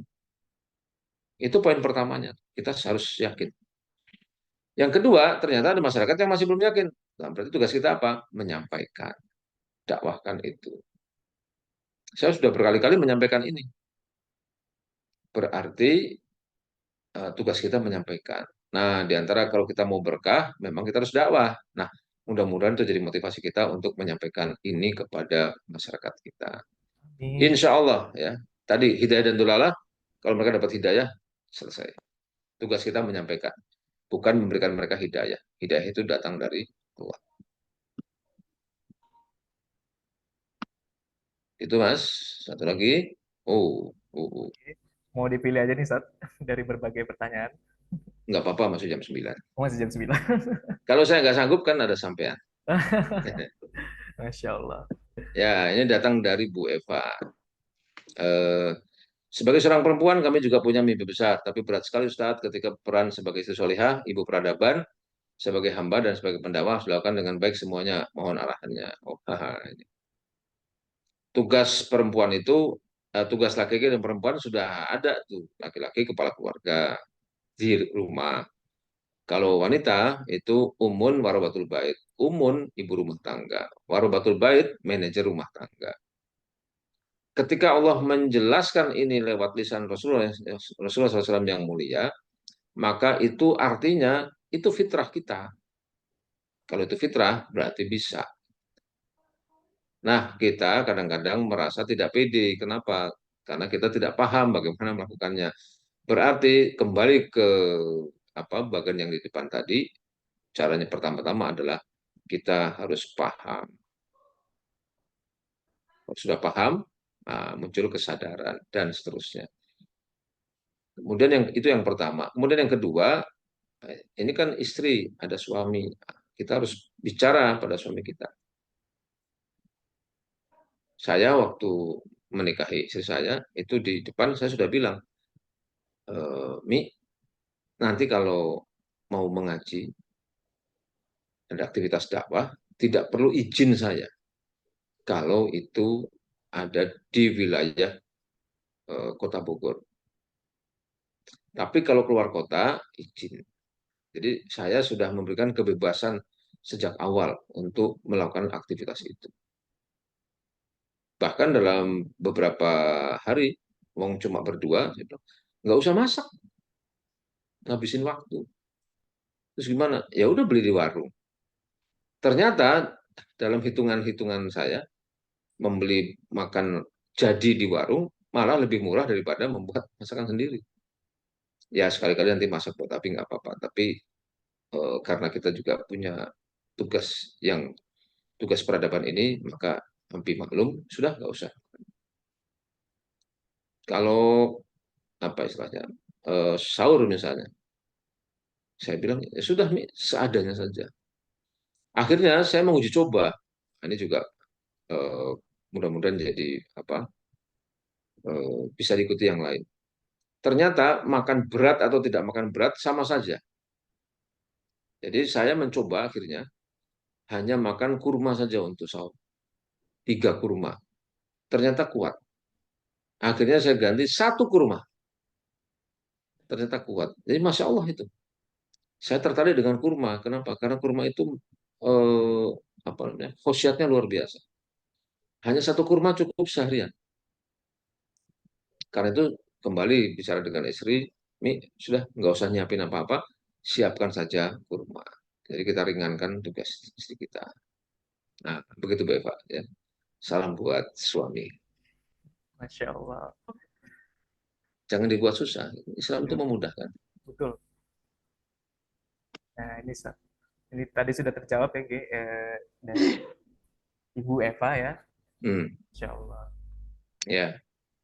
Ukuran keberhasilan hidup dan ketidakberhasilan hidup itu yang benar bagaimana?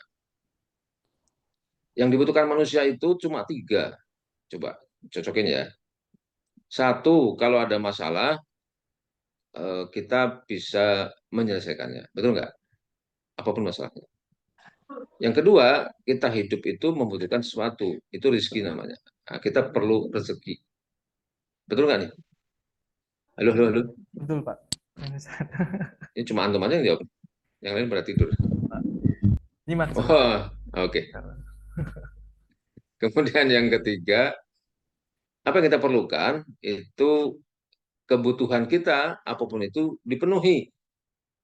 Betul nggak? Tuh. Nah, Ternyata itu sudah dijawab oleh Allah Subhanahu wa taala di dalam surat At-Tolak ayat 2 sampai dengan 3. Bismillahirrahmanirrahim. Wa may yattaqillaha yaj'alahu makhraja wa yarzuqhu min haitsu la yahtasib. Wa may yatawakkal 'ala Allah fahuwa hasbuh. Wa may yattaqillaha yaj'alahu makhraja. Barang siapa yang bertakwa kepadaku, berproses takwa kepadaku, berupaya keras untuk bertakwa kepadaku, maka aku akan berikan baginya jalan keluar. Makhroja atau makhrojan. Makhrojan tidak pakai alif lam. Artinya apa? Problem solving untuk seluruh persoalan yang kita hadapi. Masya Allah. Berhasil nggak tuh hidup? Berhasil. Betul nggak? Yang kedua, rezeki. Nah, ternyata wa may yattaqillaha yaj'alhu makhraja wa yarzuqhu min haitsu la yahtasib. Dan ternyata ketika kita takwa, beriman dan beramal soleh, ini nyambung dari jawaban yang tadi, ternyata Allah memberikan rizki dari arah yang tidak disangka-sangka. Coba itu. Dan yang ketiga, bagaimana caranya supaya kita dipenuhi semua hajat kebutuhan kita? Di situ dijelaskan lagi, wa may yatawakkalallah fahuwa hasbuh. Dan barang siapa yang bertawakal kepada Allah, maka dicukupkan segala keperluannya. Berhasil nggak tuh hidup kita? Berhasil. Berarti kalau begitu, keberhasilan hidup itu apa?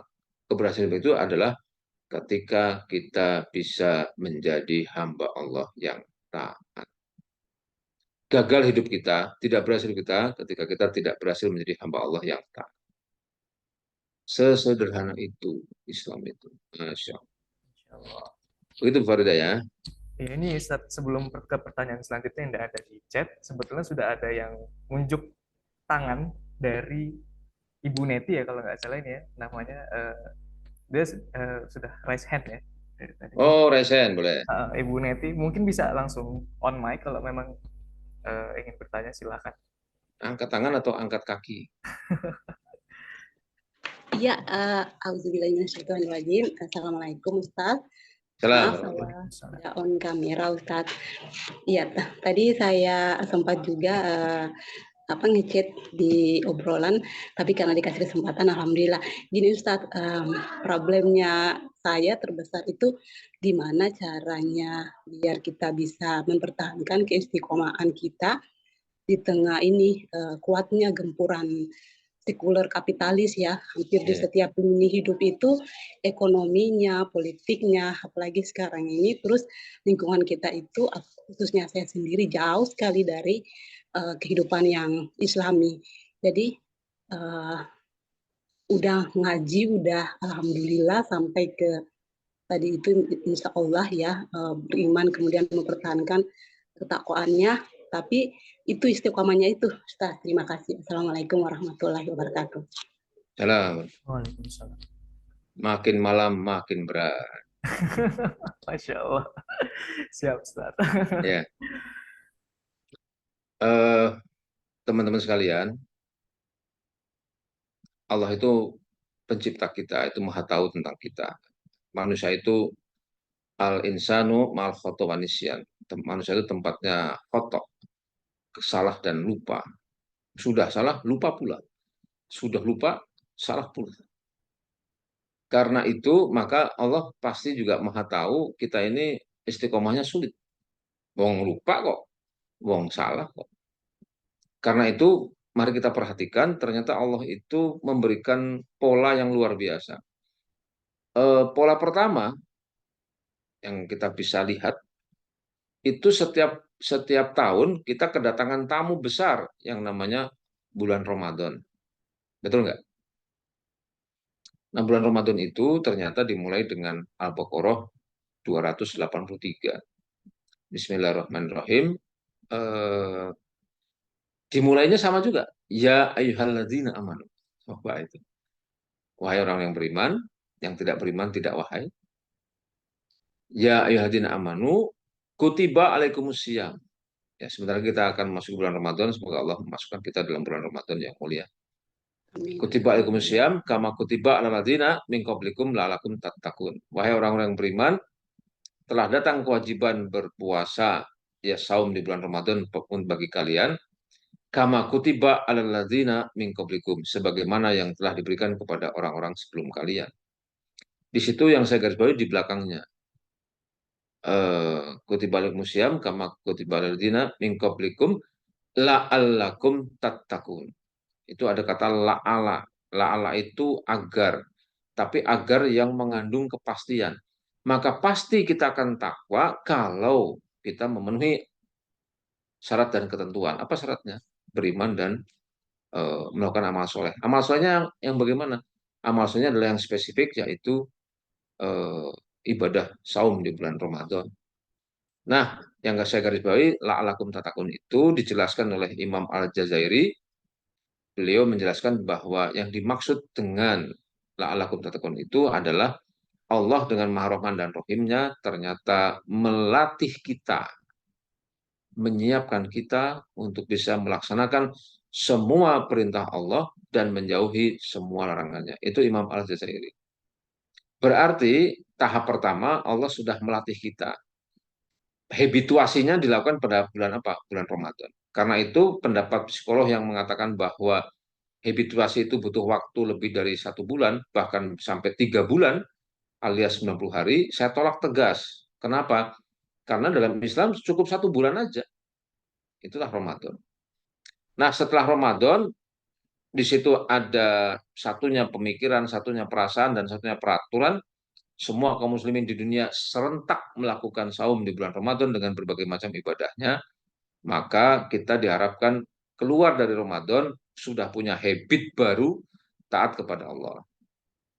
Nah, tapi kita ini tempatnya lupa dan salah. Maka Allah meneruskan setelah Ramadan itu setiap seminggu sekali, setiap Jumat itu kita mendapat nasihat takwa di hari Jumat. Ittaqullaha haqqa tuqatih wa la tamutunna illa wa antum muslimun.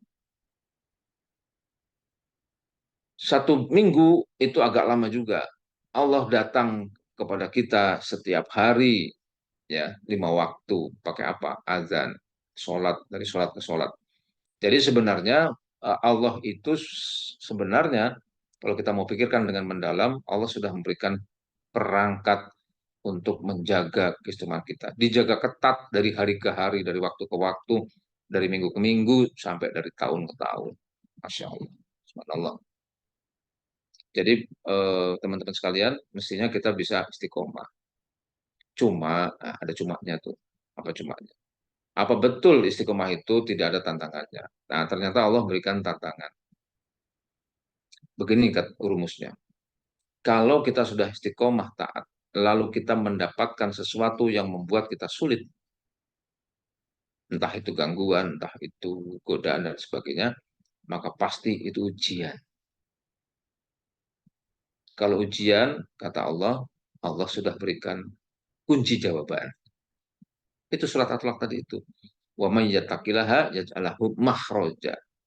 Apapun ujian yang kita hadapi, kalau kita sudah taat kepada Allah, maka itu adalah ujian. Dan kalau ujian, ya dijalani aja, dan Allah berikan kunci jawaban. Tapi kalau kita maksiat kepada Allah, dan kita mendapatkan dunia, nah itu jelas bukan ujian, itu namanya istidraj. Kalau begitu harus ngapain? Harus bertobat. Nah, selesai? Belum. Karena juga dalam ketaatan itu Allah berikan perintah lain. Ketika kita Ramadan, itu kita melakukannya kan bersama-sama.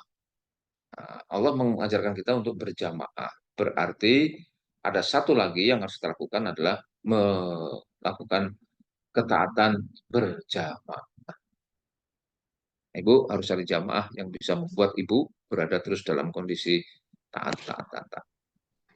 Jamaah ini ada banyak sekali hikmahnya. Salah satunya ternyata teman-teman dalam jamaah ini nanti bisa memberikan syafaat yang akan menarik kita ke surganya Allah Subhanahu wa taala. Jadi Bu, tetap semangat. Allah Akbar. Allah Akbar. Masya Allah, makasih. Allahu Akbar. Masya Allah. Karena Ibu bertanya langsung, Ibu dapat buku. Masya Allah. Ya. Alhamdulillah. Ya, Alhamdulillahirrahmanirrahim. bayar. Masya Allah. Enggak. Itu bercanda. Karena udah malam. Oke, Ibu. Ini langsung banyak yang raise hand ya ingin Masya Allah. on mic nih. Ditahan, tahan dulu, Tahan ya. sebentar. Oke. Aduh, mana tadi? Ya, bagaimana cara mendapatkan khilafah yang tidak membuat takut orang yang belum mengenal Islam kafah? Eh, Kenapa harus dicari tahu juga kenapa takut gitu. Nah, kenapa takut? Karena khilafah hari ini itu ada sejumlah orang tidak bertanggung jawab memberikan framing negatif, memberikan kerangka negatif pada khilafah. Menarik Bu, Bapak sekalian, itu saya mendapati dua video YouTube. Yang pertama itu ada seorang agnostik, orang yang apa? Agnostik itu apa? Abai dengan agama, tidak perlu dengan agama. Mungkin begitulah kurang lebih. Kemudian dia itu, ini singkat cerita ya, dia punya anjing. Jadi dia hidupnya sebatang kara ditemani hanya anjing. Suatu saat anjingnya mati. Itu cerita dia di dalam video tadi. Lalu dia mengatakan, kalau begitu hidupku untuk apa? Anjingku sudah mati. Satu-satunya hewan yang mencintaiku hanya anjing.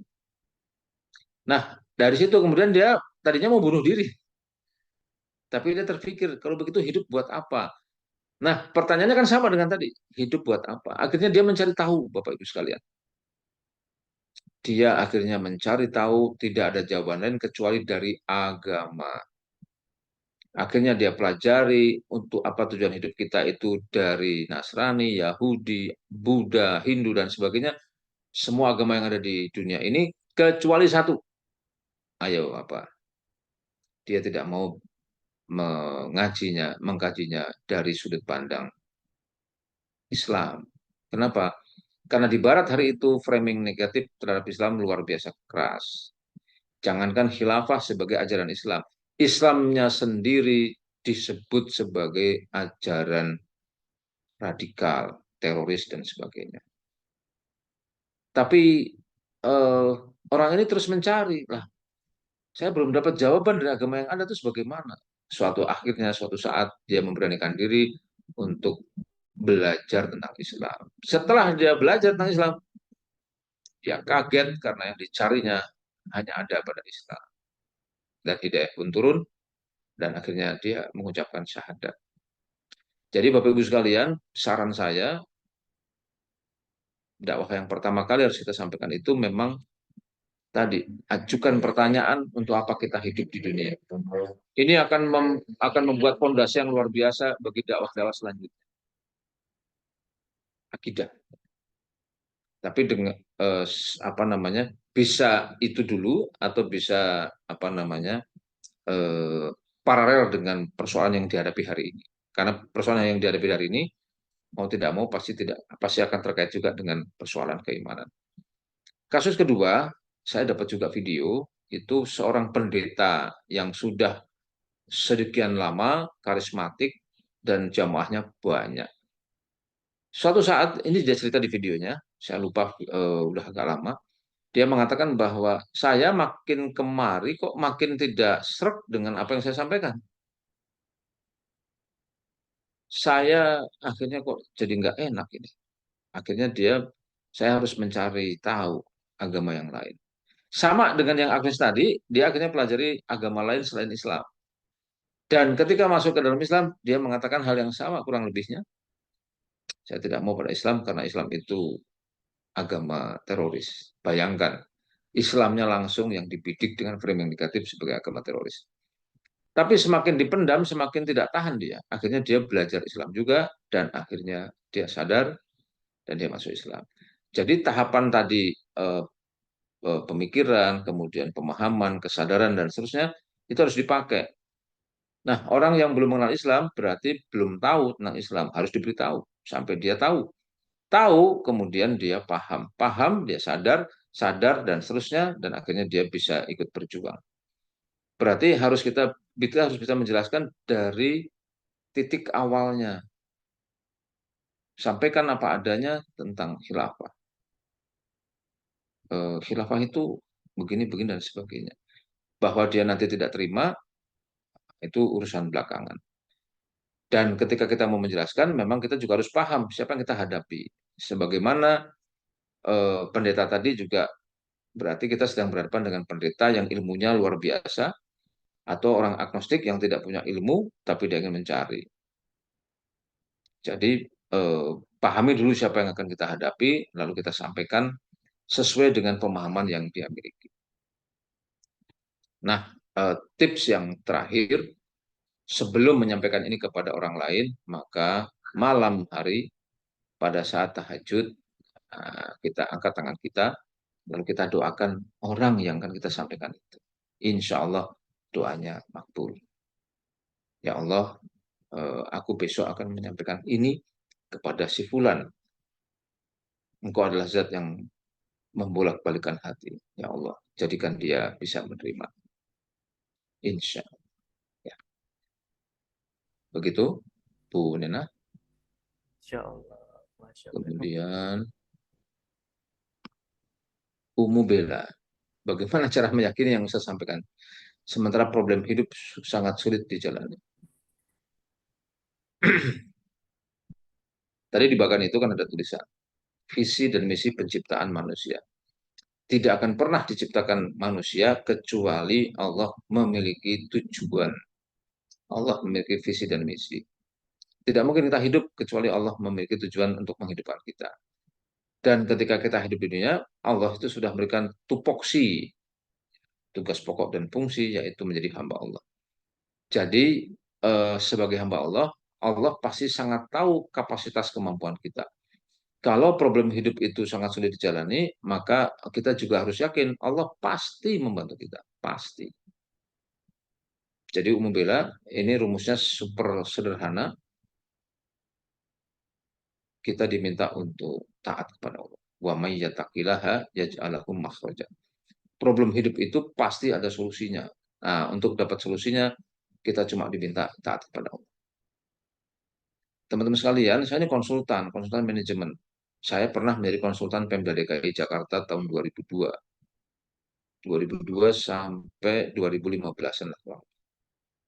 Dan dalam kurun waktu itu, saya sudah 4 kali menolak tender, Bapak Ibu. Kalau saya mau kaya itu gampang banget ternyata waktu itu. Saya baru tahu itu. Jadi tinggal bermain-main saja dengan pemilik tender itu. Tapi saya tolak. Ratusan juta Bapak Ibu pada tahun itu. Sekarang dapat berapa tuh Mas? Berapa ya? Banyak sekarang. Banyak banget ini, Sir. Banyak banget ya. Kalau 100.000 mungkin satu truk. Kalau recehan bisa banyak truk. Nah, eh, saya juga belum mapan waktu itu. Rumah masih kontrak. Kita kan kontraktor. Nah, tapi Masya Allah Bapak Ibu sekalian, keyakinan yang kuat kepada Allah, ar-rizqu minallah, Allah tidak mungkin menyanyiakan kita. Bismillah, ya saya tidak ada maksud apa-apa, hanya menjelaskan pengalaman. Sudah, Bismillah, saya tolak itu. 4 kali saya rasa, 4 atau 3 kali, sebetulnya 4. Yang terakhir itu ratusan juta, Pak. Ratusan juta itu kalau beli Avanza bisa dapat 6 mungkin. Yang gede-gede. Kalau yang kecil-kecil mungkin bisa 2 truk. Jadi sudah Bismillah saja. Nggak usah dipikir macam-macam. Apa yang terjadi? Masya Allah. Tidak lama kemudian saya mendapatkan ganti proyek yang lebih besar. 3 kali lipat dari nilai yang saya tolak tadi. Tapi yang penting itu tadi menolaknya itu. Dan jangan sekedar menolak, saya sampaikan dakwah juga di situ. Maaf Pak, ini kickback. Kickback itu dalam Islam haram hukumnya. Kenapa? Sud atau gul, perbuatan yang curang. Kenapa curang? Jelaskan lagi. Mereka bilang, oh nggak bisa Pak, ini sudah sistemik Pak. Maksudnya gimana Pak? Saya dikasih kertas, di situ ada struktur organisasi, dari bawah staf, yang paling atas gubernur. Dan dia bilang bahwa uang yang Bapak berikan kepada kami, itu akan sampai di sini, di sini, di sini, sampai gubernur. Jadi bayangkan kerusakannya sudah sistematis. Tapi kita ini sudah Bismillah saja. Saya belum baru memulai hidup dengan istri saya, belum punya rumah, masih kontraktor, nah, kontraktor kita. Sudah Bismillah saja, Bu. Dan Allah ganti dengan yang lebih baik. Itulah pentingnya keimanan yang kokoh dan produktif. Kita tidak ragu untuk menolak hal-hal yang maksiat kepada Allah. Jadi Bu Bella, jangan khawatir, bismillah, taat saja kepada Allah. Allahu Akbar. Kalau syukron ini Bu Bella ya. Kayaknya Bu Bella harus dapat buku. Oh, Masya Allah. Siap. Ini yang sudah raise hand atau yang di chat ini yang akan dijawab. Waduh, Masya Allah. Yang raise hand sudah. Ya, udah resen, boleh. Oke, tadi ada Bapak Dr. Haji Andi, silakan yang pertama raise hand dari ketiganya. Wah, ini kalau Pak Dokter nggak boleh nih. Saya belum dokter ini. Nanti kalau nggak bisa jawab, dibantu ya. Monggo Pak Dokter. Pertanyaannya sangat sederhana kok. Waduh. Bismillahirrahmanirrahim. Assalamualaikum warahmatullahi wabarakatuh. Salam. Sebelumnya saya mohon maaf, saya tidak bisa mengaktifkan kamera video sebab nggak apa-apa. saya dalam Perjalanan. proses bertugas, lagi di ruang operasi. Uh. Rasanya kurang etis kalau ditayangkan lewat video karena jangan. sedang di ruang operasi. Jangan. Ini berhubungan dengan pekerjaan keseharian, Ustadz. Saya alhamdulillah kebetulan sudah muslim. Jadi walaupun bagaimana segala kebiasaan saya di agama saya yang lalu itu saya harus tinggalkan secara total. Udah hulu fisil mikafah, insya Allah. Masya Allah, Masya Allah. Namun di dalam menjalankan tugas keseharian saya, Pak, sebagai seorang dokter, karena saya bergerak di dunia kedokteran dan saya juga dokter kebetulan spesialis, terkadang saya risau dengan kebiasaan yang tidak bisa saya tinggalkan. Begini Pak Ustadz, terkadang kan bersamaan antara panggilan Allah dengan tugas yang saya harus jalankan dan itu sifatnya juga menyangkut tentang nyawa orang lain. Jadi saya terkadang di sini kalau saya lebih mengutamakan tugas saya karena dengan maksud untuk menyelamatkan nyawa orang tersebut, pasien tersebut, seolah-olah saya ini menomorduakan panggilan Allah. Tapi kalau andainya saya lebih mengutamakan panggilan Allah pada waktu yang bertepatan dengan meninggalkan pasien di atas meja operasi, yang maha menentukan mati dan hidup seseorang itu adalah Allah. Tapi muncul di dalam benak saya sesuai dengan pemikiran keilmuan yang sekian lama saya pelajari bahwa ada kasus-kasus tertentu itu masa kerja anestesinya hanya sekian jam, operasinya maksimal hanya boleh sekian jam, dan kalau saya tinggalkan itu akan melampaui batas itu dan bisa menyebabkan secara ilmu Pak ya, bukan secara kepastian oleh Allah, di luar kadar dan qada, di luar takdir Allah. Kalau andainya saya meninggalkan itu secara ilmunya pasien tersebut akan meninggal. Tapi di sisi lain bersamaan dengan harus sholat sesuai dengan waktunya, tepat waktu, as-sholatu ala waktiha.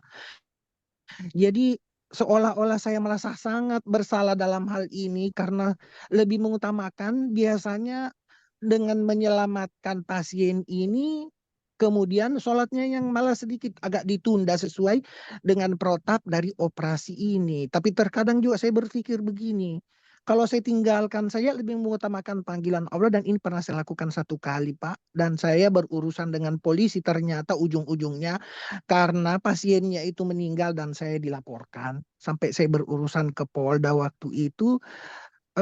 Itulah yang membuat saya kadang-kadang berpikir begini, apa saya belum termasuk orang hijrah kalau saya tidak meninggalkan pekerjaan ini? Karena saya kadang berpikir gini loh, kalau saya mau hijrah, satu-satunya saya jalan adalah saya harus keluar dari pekerjaan saya ini. Di sisi lain juga kalau misalnya saya mau lebih memaksimalkan ibadah saya, rasanya kurang bisa maksimal kalau saya tidak meninggalkan pekerjaan ini. Tapi di sisi lain juga pekerjaan ini juga merupakan ibadah. Ini yang saya mohonkan penjelasan. Terima kasih. Assalamualaikum warahmatullahi wabarakatuh. Salam warahmatullahi. Posisi di mana Pak? Makassar ya? Lagi di Palestina. Masya Allah. Masya Allah. Ya. Alhamdulillah ya. Bapak Adi. Ini yang lain pengen ke Palestina, Bapak sudah duluan. Masya Allah. Ya, semoga Allah melindungi Bapak. Masya Allah. Amin. Amin. Pak, ya Pak Pak Andi dan teman-teman sekalian, Masya Allah ini tamu istimewa kita hari ini langsung dari Palestina. Eh, makin malam makin susah pertanyaannya. Saya susah menjawabnya. Insya Allah. Pak Doktor dan teman-teman sekalian, saya jawab sebisa saya. Tentu semua pasti saya jawab sesuai dengan yang saya bisa. Nanti monggo kalau yang mau menambahkan. Yang pertama itu ada kaitan antara bekerja, kemudian ada kaitan dengan ibadah. Ada dua amal yang tadi dipertanyakan. Eh, Mari kita jawab satu-satu. Ketika kita sudah paham kita sebagai apa, yaitu hamba Allah, maka tadi hiduplah sesuai dengan maunya Allah.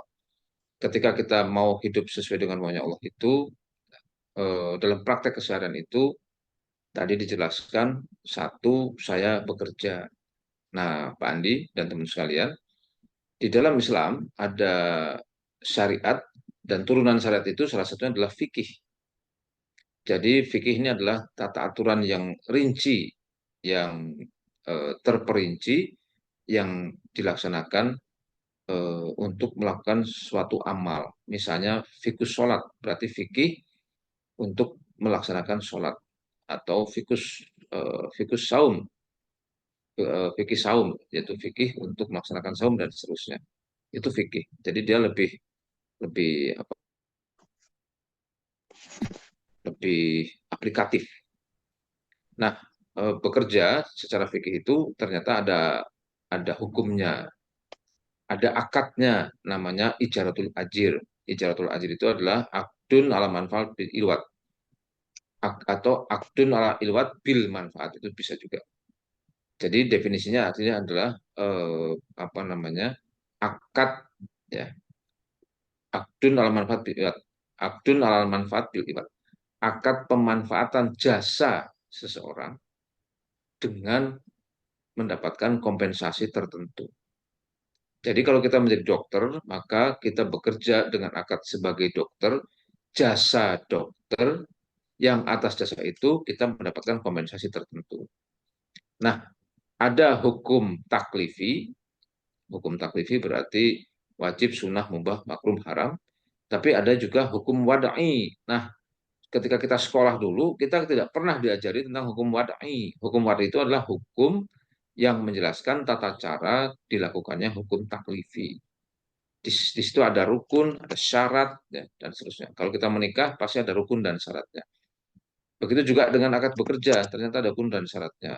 Apa yang kemudian dilakukan itu, salah satunya misalnya tidak boleh bekerja yang sifatnya haram, yang karakternya haram. Jadi kita hanya boleh bekerja yang sesuai dengan hal-hal yang halal saja.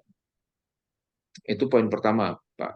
Nah, bekerja itu atau akad ini bisa yang sifatnya khos, bisa yang sifatnya umum. Berarti kalau Bapak kita jadi dokter, kita bisa bekerja dari, katakanlah umumnya itu jam 8 sampai jam 4 sore.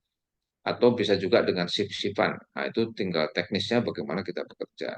Jadi dari sudut pandang ini, mudah-mudahan pekerjaan Bapak sudah memenuhi akad ini. Yang kedua, itu ada amal lain. Ya. Jadi bekerja tadi itu setelah jadi akad, maka hukumnya wajib untuk dipenuhi. Ketika kita bekerja dari jam 8 sampai jam 4 misalnya, ternyata kita di jam 11 sampai jam 12 kita kongko-kongko, kita minum-minum, kita istirahat, tidak bekerja sebagaimana akad tadi, jatuhnya dosa, Pak.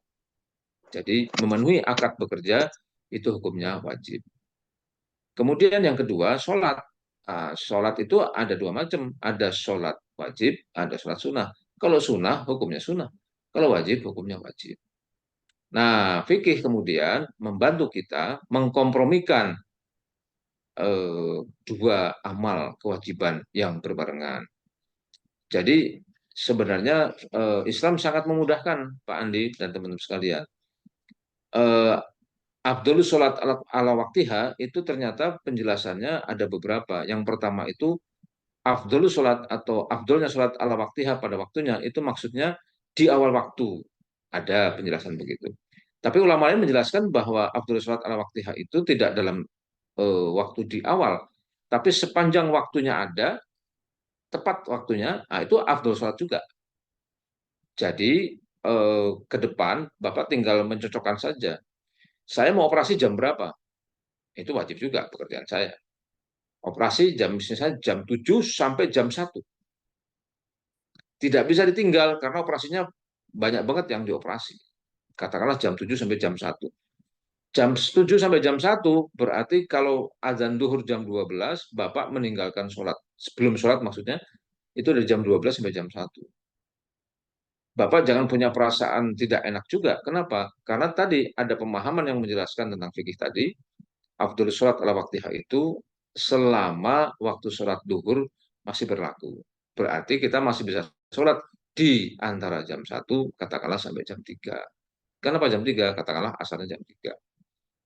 Nah, itulah pentingnya kita memahami fikih supaya kita juga tenang ketika melakukan aktivitas. Karena semua aktivitas yang dimulai dengan bismillah dan sesuai dengan syariat, caranya sesuai dengan syariat, niatnya karena Allah, itu semua ibadah.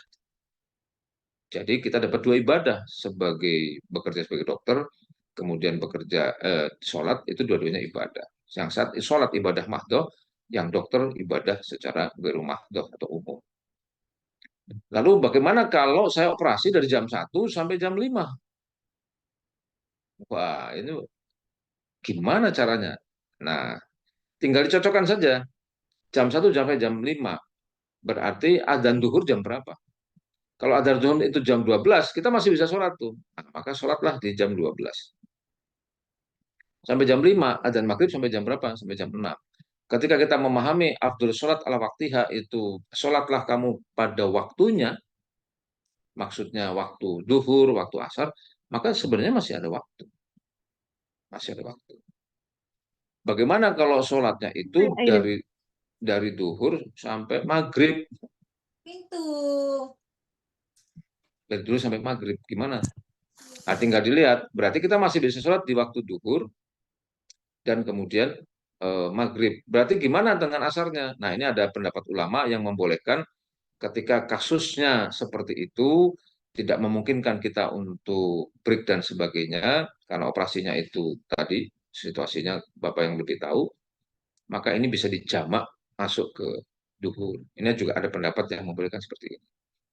Nah, pendapat-pendapat yang saya sampaikan itu pendapat fikih.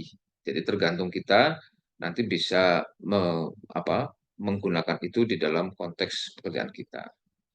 Jadi Pak Andi, yang pertama, Barakallahu fikum, Bapak bekerja di Palestina, mudah-mudahan mendapat pahala Amin. luar biasa. Kemudian yang kedua, Bapak tenang, karena Islam itu menenangkan, bukan menyusahkan. Bagaimana menenangkan dalam Islam? Satu, ada fikih, yang kedua ada rukhsah. Dan kalau Bapak bekerja di Palestina, sementara Bapak orang Sulawesi ya Pak ya? Kalau dari logatnya. Iya, saya asal orang tua dari Jawa dan dari Makassar, dari Bugis. Saya bukan orang Makassar, orang Oh, Bugis. Bugis. Kalau Bapak itu tidak mukim, nah berarti Bapak masih musafir. Kalau musafir, Masya Allah, Bapak berarti masih bisa menjamak terus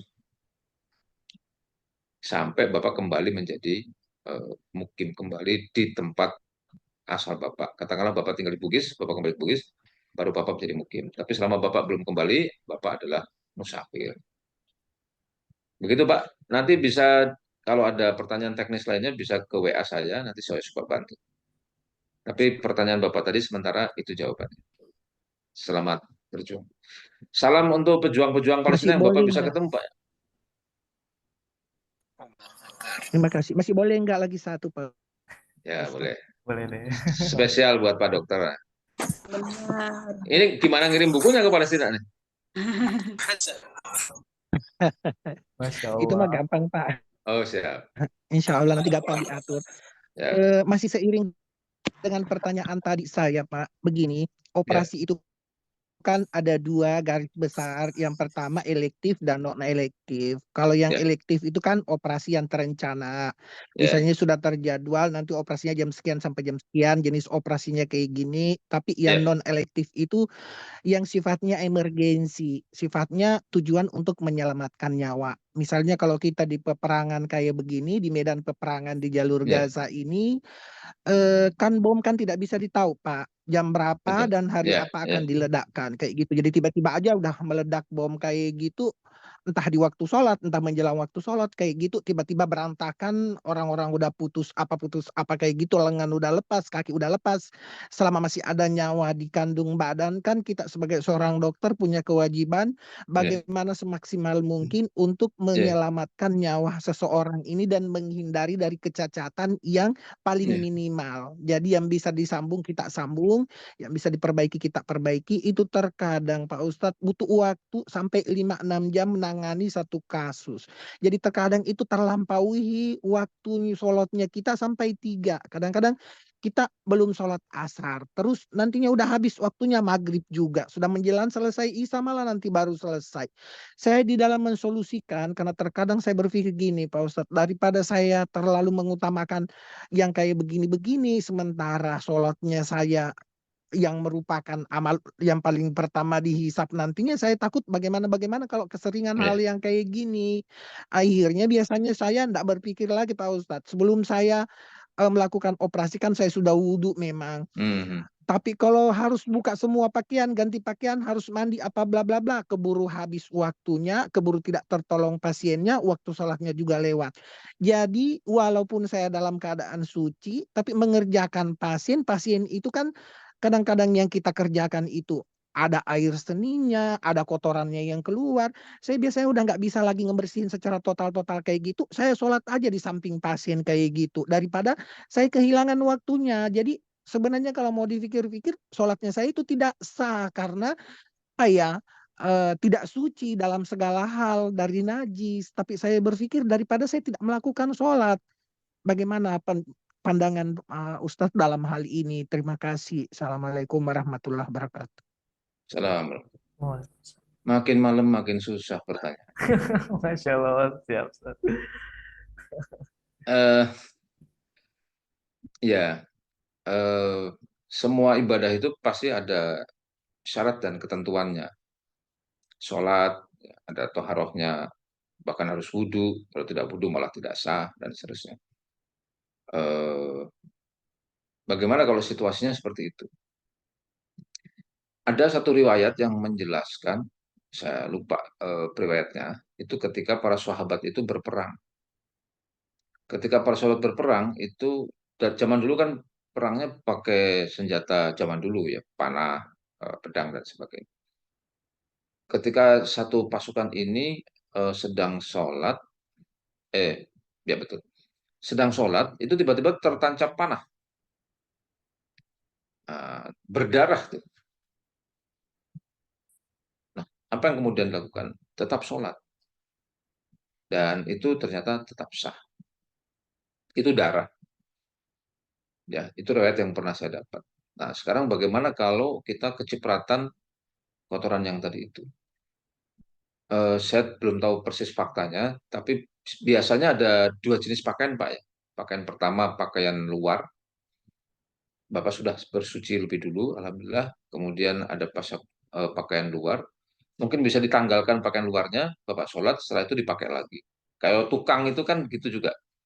Dia sudah sholat, tapi dia pakai pakaian tukang. Pakaian tukang itu kan kotor. Tidak dipakai buat sholat tuh. Kalau dia mau sholat, dia lepas dulu, dia masih punya wudhu, dia sholat, setelah itu dia pakai lagi.